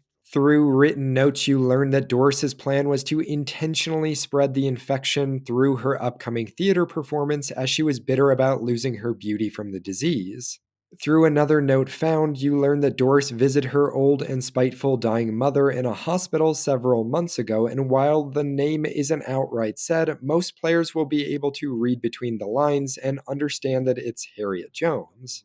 Back in the earlier chapters, there's even clues about this, as you can see a Doris Fletcher poster on the wall of Miss Jones's room. The visit predates Miss Fletcher's infection, and so connecting the dots establishes that Harriet Jones is likely the person who infected Doris, except this isn't brought up yet narratively. Dr. Reed, who is trying to find the source of the infection, doesn't ask the woman who he has now established is infecting the area where she herself got infected. No contact tracing. Instead, we have a dumb conversation about who Dr. Reed's heart beats for.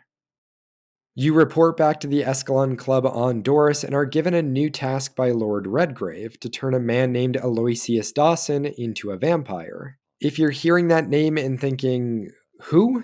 That is the correct response. Aloysius Dawson is the pillar character of the West End community and a mortal member of the Ascalon Club. Players have only had one possible interaction with him up to this point, during their initiation into the club, where he was resting in a nearby armchair watching the events. Similar to the situation with Dorothy Crane, the developers anticipated how many players would likely feel and provided dialogue options accordingly. I'm not sure I'm the best candidate for such a task. I can hear the hesitation in your voice, Dr. Reed. I admire a man of principles. But in this matter, there is more at stake than your moral comfort. It's not a moral question, Lord Redgrave. It's the responsibility of giving immortality to a man I barely know. Nonsense. Aloysius has been a member of the Ascalon for years. This situation is actually quite interesting and I think contrasts quite nicely to the other big pillar decisions that the game throws at you. This time you do not know the individual that well and don't see much first-hand account of their benefits to the community. You are simply being asked to turn the person at the behest of this organization you are now a part of. And furthermore, unlike with both Nurse Crane and Sean Hampton, Aloysius Dawson doesn't have redeeming qualities other than that he's rich. You'll need to feed on warm blood. Blood from mortals. How do you feel about that? I'm rich, Dr. Reed, and powerful. I'm sure I'll be able to acquire all the blood I need without ever having to sully my own hands. Who gave you the right to decide the fate of thousands of people? My money. My money and my pending immortality gives me the needed authority, Doctor. He is selfish, and it can be assured that he would do little good as an immortal. Players are given 3 choices, the usual embrace, but now charm and turn. Where this choice fails is by not providing the proper incentive to have players select the turn option at all. If they're playing a vampire evil character, then they will just be selecting the embrace option all the same, and if they are doing a good playthrough, then they'll go for the charm option, which sees Mr. Dawson manipulated into dying peacefully and donating his wealth for the betterment of the city. No, there must be a way. I don't want to go like my brother did. I have money, lots of money. Money won't ease your mind. I know you used to be a good and generous man, so I offer you the gift of peace, Aloysius. The tranquility of a true death. I accept your offer, and I understand. There's no reason to select the option for transforming Mr. Dawson into a vampire outside of curiosity, especially because it costs 2,000 experience, and he is still an asshole afterwards. Good evening, Aloysius. How do you feel? Mr. Dawson to you. You may be my maker, and I thank you for that. But we must not forget etiquette. You also don't get any meaningful differences to the narrative going forward if you do turn Mr. Dawson. Choosing either option besides turn results in expulsion from the Ascalon Club and being marked a traitor. This is barely an inconvenience, however, given that they matter very little narratively or gameplay-wise going forward as well. Again, this stands out so much that I question if something was cut from the game that this decision would have further impacted. I'll circle back to this a bit further on in this video. Outside of Mr. Dawson's manor, we are visited by the leader of the Sewer Scowls, Old Bridget, who informs us that through her network of sewer spies, they've learned that the guards of Prewin are planning to attack and capture Dr. Swansea, believing that he is somehow involved with the Scowl epidemic.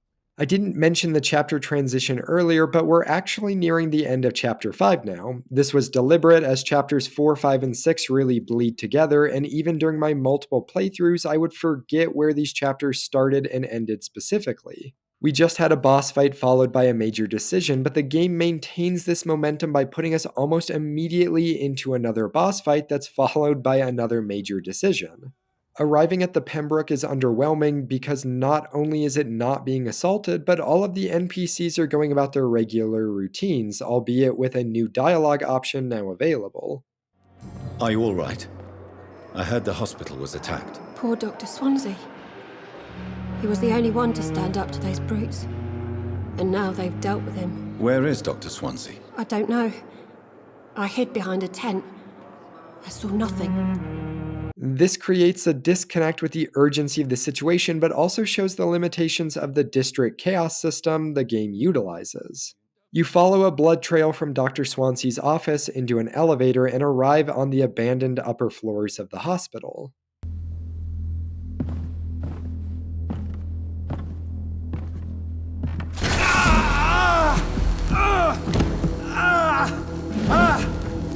Ultraviolet curtains and Ori Calvin powder.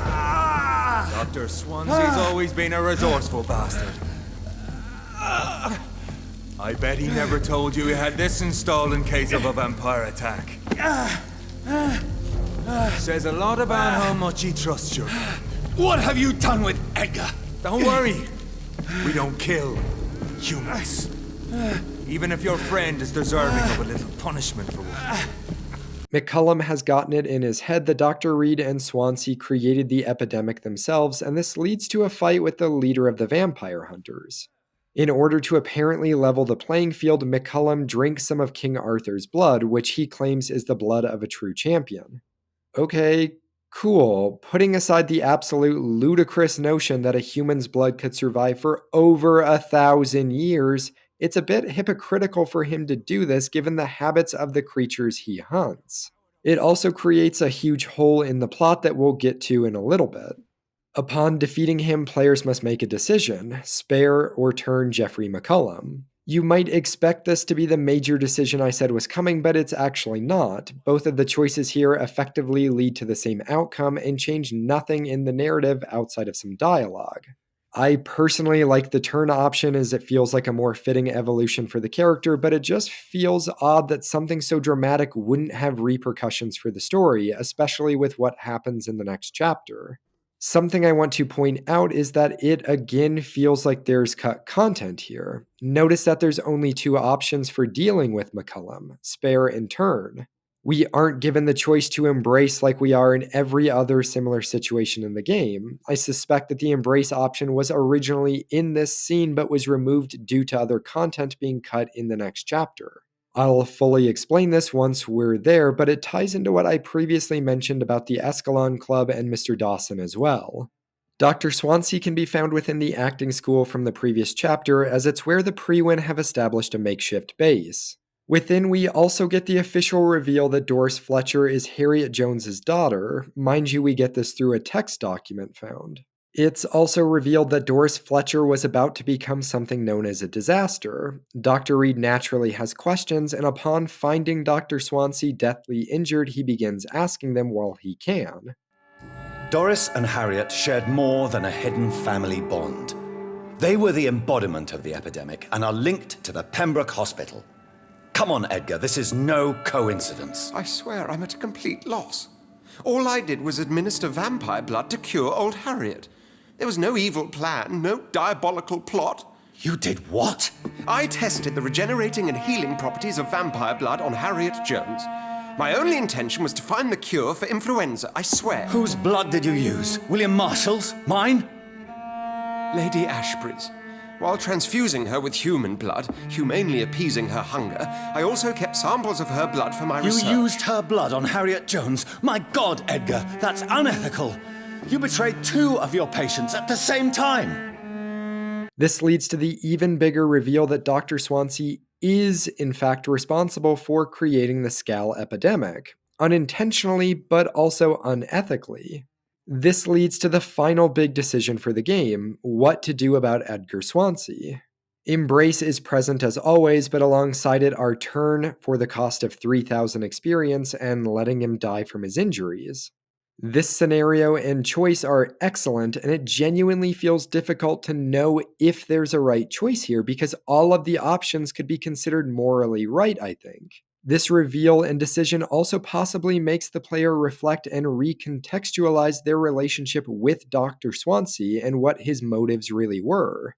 If he so carelessly and unethically performed this secret blood transfusion with samples from Lady Ashbury, what was he potentially planning for Dr. Reed? Turning him seems like the least fitting option given the situation and the significant experience cost. However, it keeps him alive, which is best for the district's health. In theory, it could force him to know what it feels like to be undead, although the drawbacks of this seem lost on him if this is what you choose. I can turn your broken body into one like mine. You truly would? After all I've done, after all that's been said, you would offer me this gift?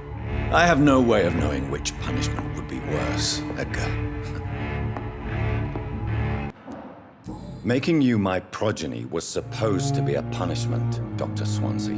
Don't worry, I know. It also becomes clear that he hasn't learned any lessons because he discusses his future experimentation on vampires. Embracing him, if you have found all of his hints, nets you a cool 12,000 experience, the highest of any character in the game, which is certainly valuable. It's still classified as the evil option in-game, but feels fitting that he die by a vampire given his obsession with them. And finally, letting him die seems the most morally correct, but it has drastic consequences for the district, as it will plunge the status of the Pembroke region due to losing the pillar. I won't say it's fair, but I can't say you don't deserve it. Your words hurt deeply, Jonathan, for they come from a friend. I helped you, remember? Yes, I remember. Whatever you choose, you return to Lady Ashbury to inform her of Dr. Swansea's fate, but also what the guards of Prewin have uncovered. That Swansea was responsible for creating the Scal epidemic by using some of her blood as a potential cure for the influenza. And additionally, that Elizabeth is a carrier of some sort of infection in her blood that turns Scals especially violent and can create something called a disaster. Lady Ashbury flees London out of horror and leaves Dr. Reed to save the city. Chapter 6 is made up of 2 parts, collecting several ingredients to make an antidote and then using the antidote to fight this disaster. So you need 3 ingredients, a drop of William Marshall's blood, a drop of King Arthur's blood, and insulin.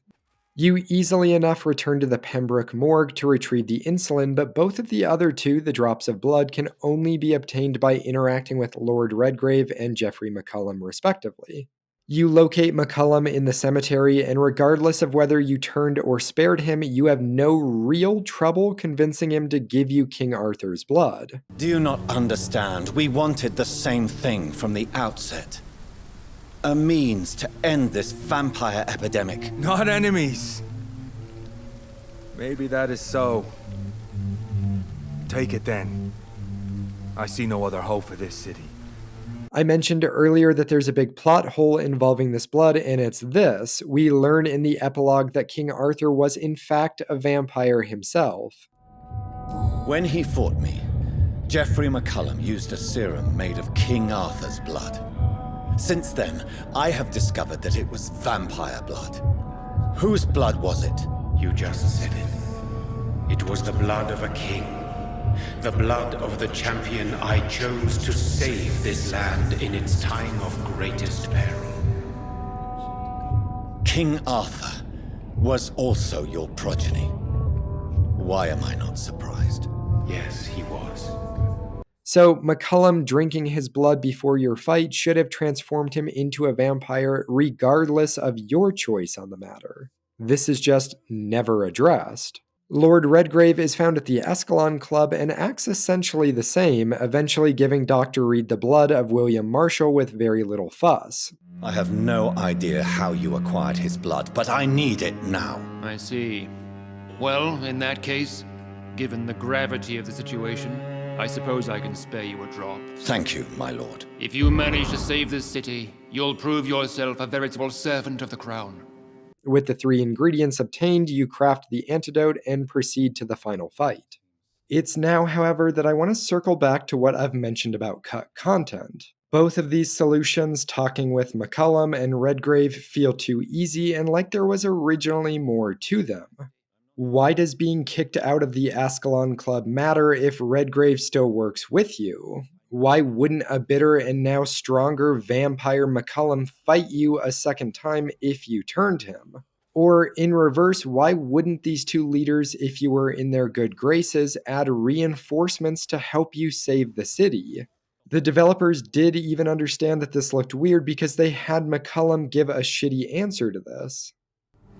I wish I could join this battle alongside you. But this crusade is not mine to fight. It feels like by sparing McCullum after the fight, you should be able to recruit the Prewin to help during the final fight.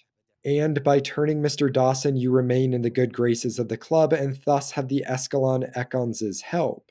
These resolutions would add much more depth to both of those prior choices, particularly the Mr. Dawson one, which features no real reason to turn him into a vampire as it currently is. Having to decide if giving immortality to a horrible person is worth continued aid later on is an excellent and complex layer added to the choice. Same with McCullum. If turning him into a vampire meant having a second, much harder fight against him in the cemetery and not getting the guards' help, it would make the choice matter much more. So you administer the antidote and make your way into the sewers to locate Harriet Jones and stop the disaster. You have another interaction with your maker where he explains, in quotations, what is creating this disaster. The blood of hate, vessel of the wrath of the goddess. When she awakens, a disaster will be born into this world, for she is hunger and anger. You get several answers in that your maker is Myrddin, which is another name for Merlin, and that he serves as well as stands in opposition to an entity known as the Red Queen, or Morrigan, which the game explains is the Celtic goddess of war. Throughout history, this queen awakens at various points to destroy the world with a disaster, and Myrddin creates a champion to battle the disaster each time and return her to her rest. William Marshall was one such champion, and Dr. Reed another. This is all very interesting, but also crammed in at the last possible moment. You fight Harriet Jones as well as the Red Queen herself in the final battle, with the fight against the Red Queen being visually interesting. I also like that her difficulty level adjusts depending on if you embraced citizens or not. In one of my full vampire runs where I was level 50, she was level 51, and in my no embrace playthrough, she was level 30 to my 26. After defeating the threat, the game makes no effort to explain how the epidemic has actually been ended because, there's still people who have become scales and vampires, and there's still the influenza going around. Instead, it transitions to the epilogue, which sees Dr. Jonathan Reed focusing on none of this and instead traveling to Scotland to locate Lady Ashbury. Here we get many more reveals that William Marshall is in fact still alive, that he is Lady Ashbury's maker, and that it is he who is the original source of the infection, having passed it on to Elizabeth. William Marshall infected you. He is the true original carrier. Yes. But he saved me by sacrificing himself. Saved you? How? The tears of angels. The cleansing of impure blood by an older, more powerful blood. It worked on me, did it not? Yes. Blood is the definitive key to our species. Scales, cleansing, lineage. The game just throws more and more layers on, even in the final minutes. I know what I'm about to say is a common criticism, but I'm going to add it here as well. Anyways, this scene is incredibly long and tedious. It is dialogue after dialogue, and while much of it is optional, if you're someone who has been invested in the lore and world building up to this point, you will be sitting here for almost 20 minutes listening to the dialogue. It's not quite Kojima levels, but it's still not enjoyable. Elizabeth Ashbury has something called the blood of hate, which she got from her maker, William Marshall. He cured her of the aggressive side effects, but she still carries it. She has kept Marshall locked away, hoping to find a cure for him, but unfortunately hasn't. Due to Dr. Swansea's non-consensual use of her blood, Elizabeth learns that even cured, she still carries the blood of hate, and so she returns to Scotland to end both hers and William Marshall's lives. This is all just an overly complex and unnecessary explanation. Couldn't we just say that Lady Ashbury has a rare mutation, and while obviously not ideal, it's a bit dramatic to have to kill themselves when isolating or just being even more careful would likely suffice. The ending of the game is different depending on how many civilians you embraced as Jonathan, with the range being from a happy ending where the pair stick together in order to find a cure, all the way to Elizabeth killing herself, leaving Jonathan to become a psychopathic vampire serial killer. The good ending teases some potential ideas for the sequel, most notably that the pair venture to the United States in their search for a cure.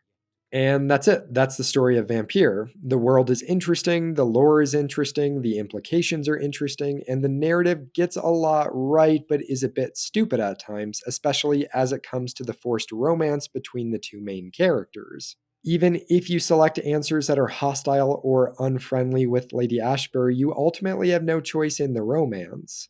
This illustrates a big problem that Vampyr has, and that will lead into the final section of the video. Your answer selection often doesn't matter outside of those big story decision moments. Nothing you say to any of the NPCs in the world actually matters towards the narrative.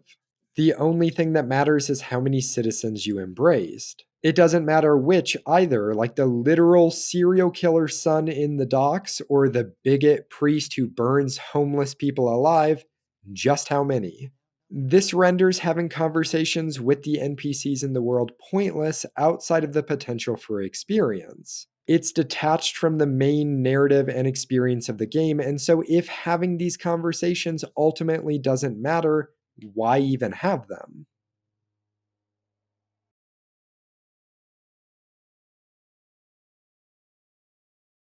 I've already detailed what the Embrace and Citizen systems are earlier in this video, so I want to jump right into the deeper discussion on these systems.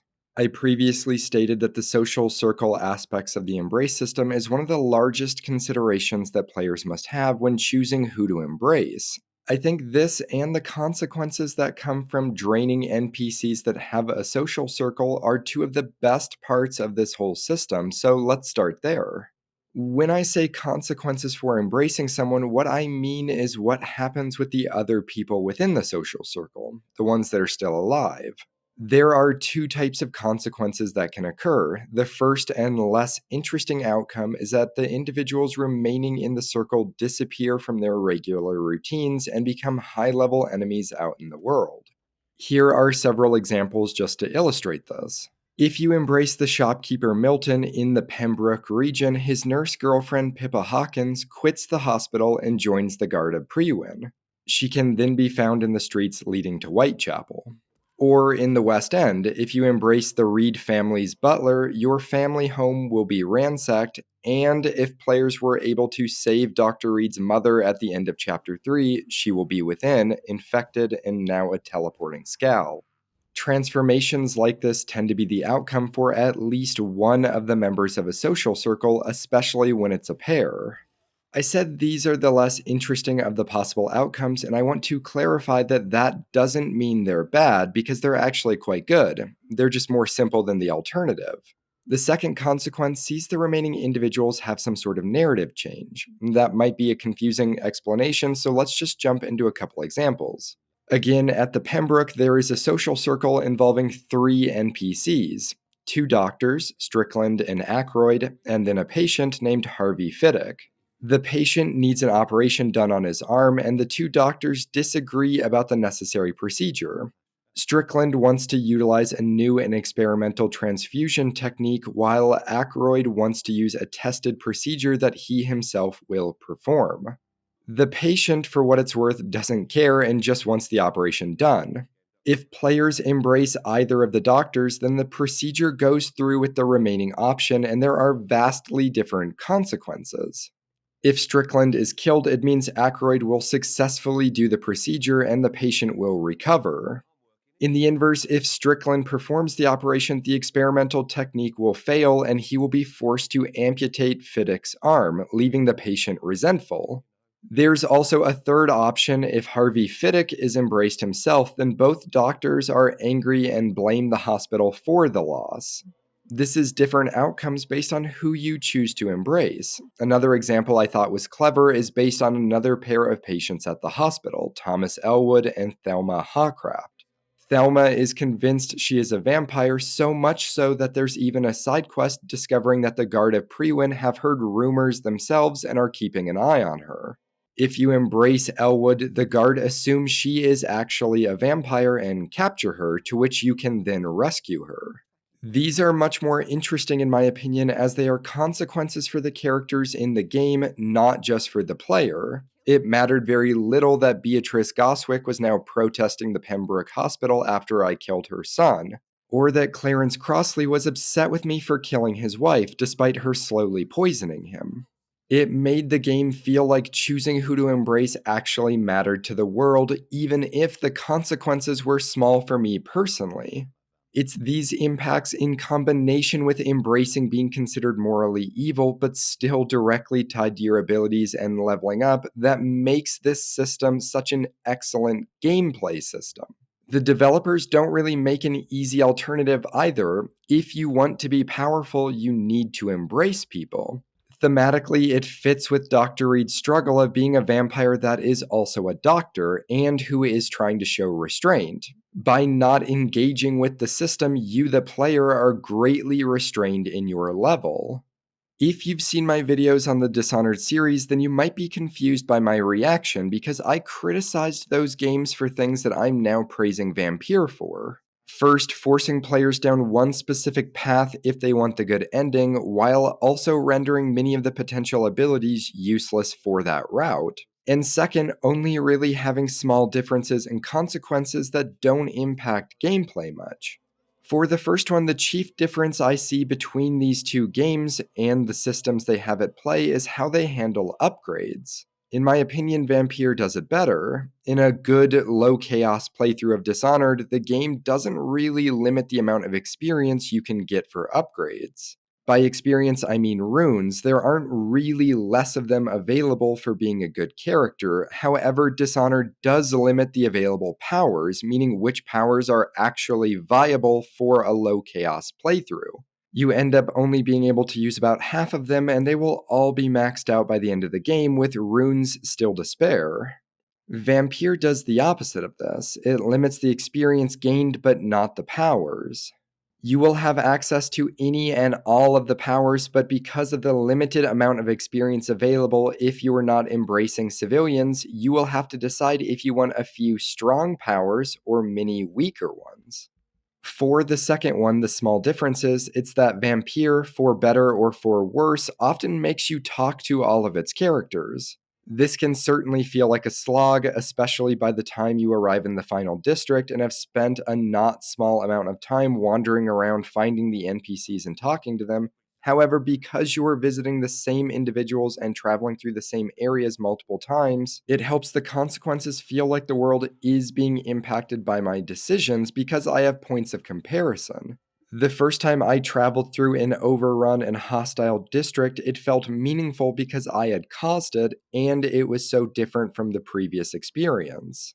The embrace and citizen systems aren't perfect, though. I briefly mentioned that the game doesn't take into account who you are embracing, which is a misstep. There are almost no objectively purely good characters you can embrace in Vampyr, but in contrast, there are many objectively shitty people who are negatively impacting their communities. Straight up villains, and yet killing them still counts as morally wrong.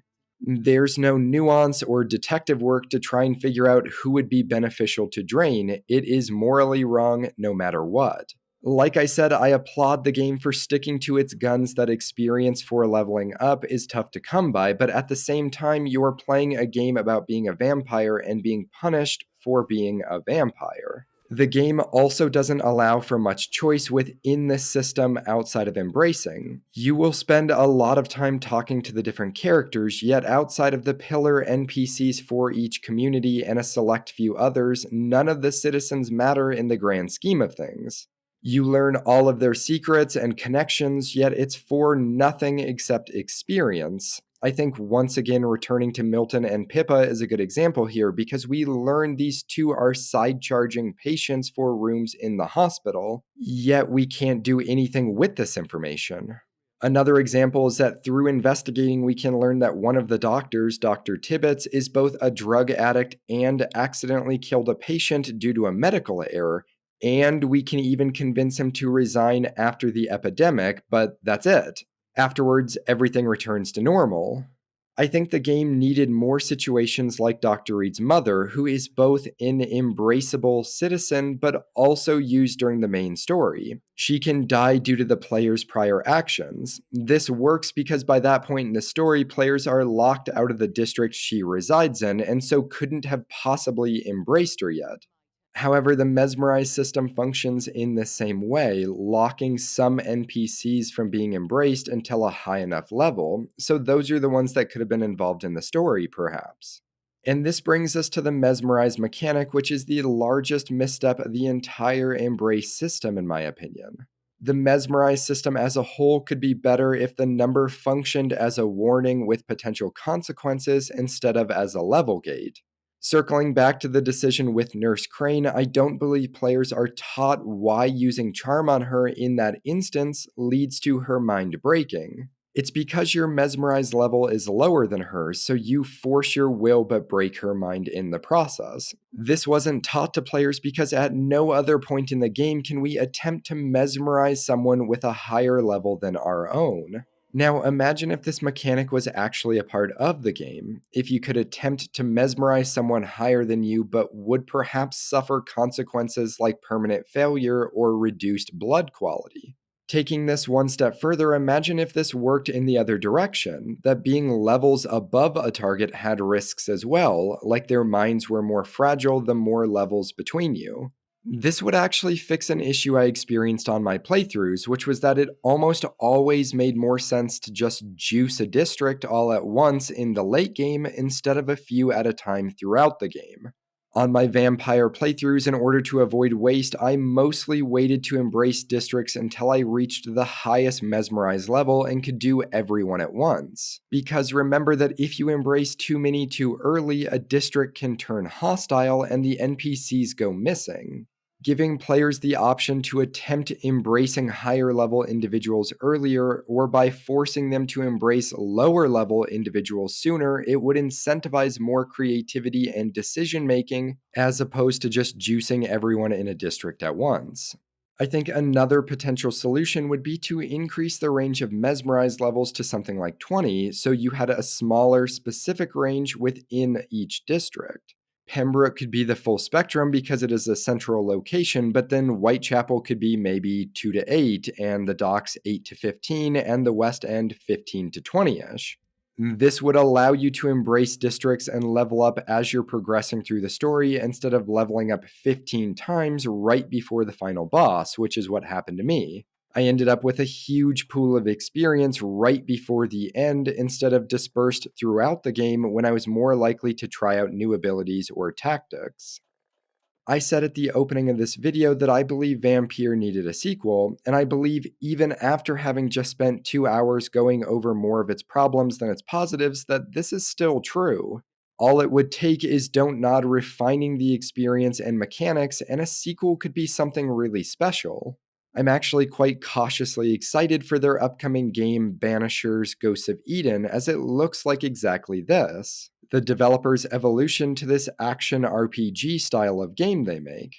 I feel more strongly about getting a sequel for Vampyr than likely any other game I've covered on this channel so far. Vampyr, for all of its flaws, and as we've seen there are many, at least tries to create something new. It's not always successful, but I'll almost always give credit to the one that at least tries. With that, I want to say thanks for watching. If you enjoyed this video and want more content similar to it, consider subscribing to my channel. There are several games I have planned for this fall and winter, with my next big project likely being over the upcoming Alan Wake 2. And that's it.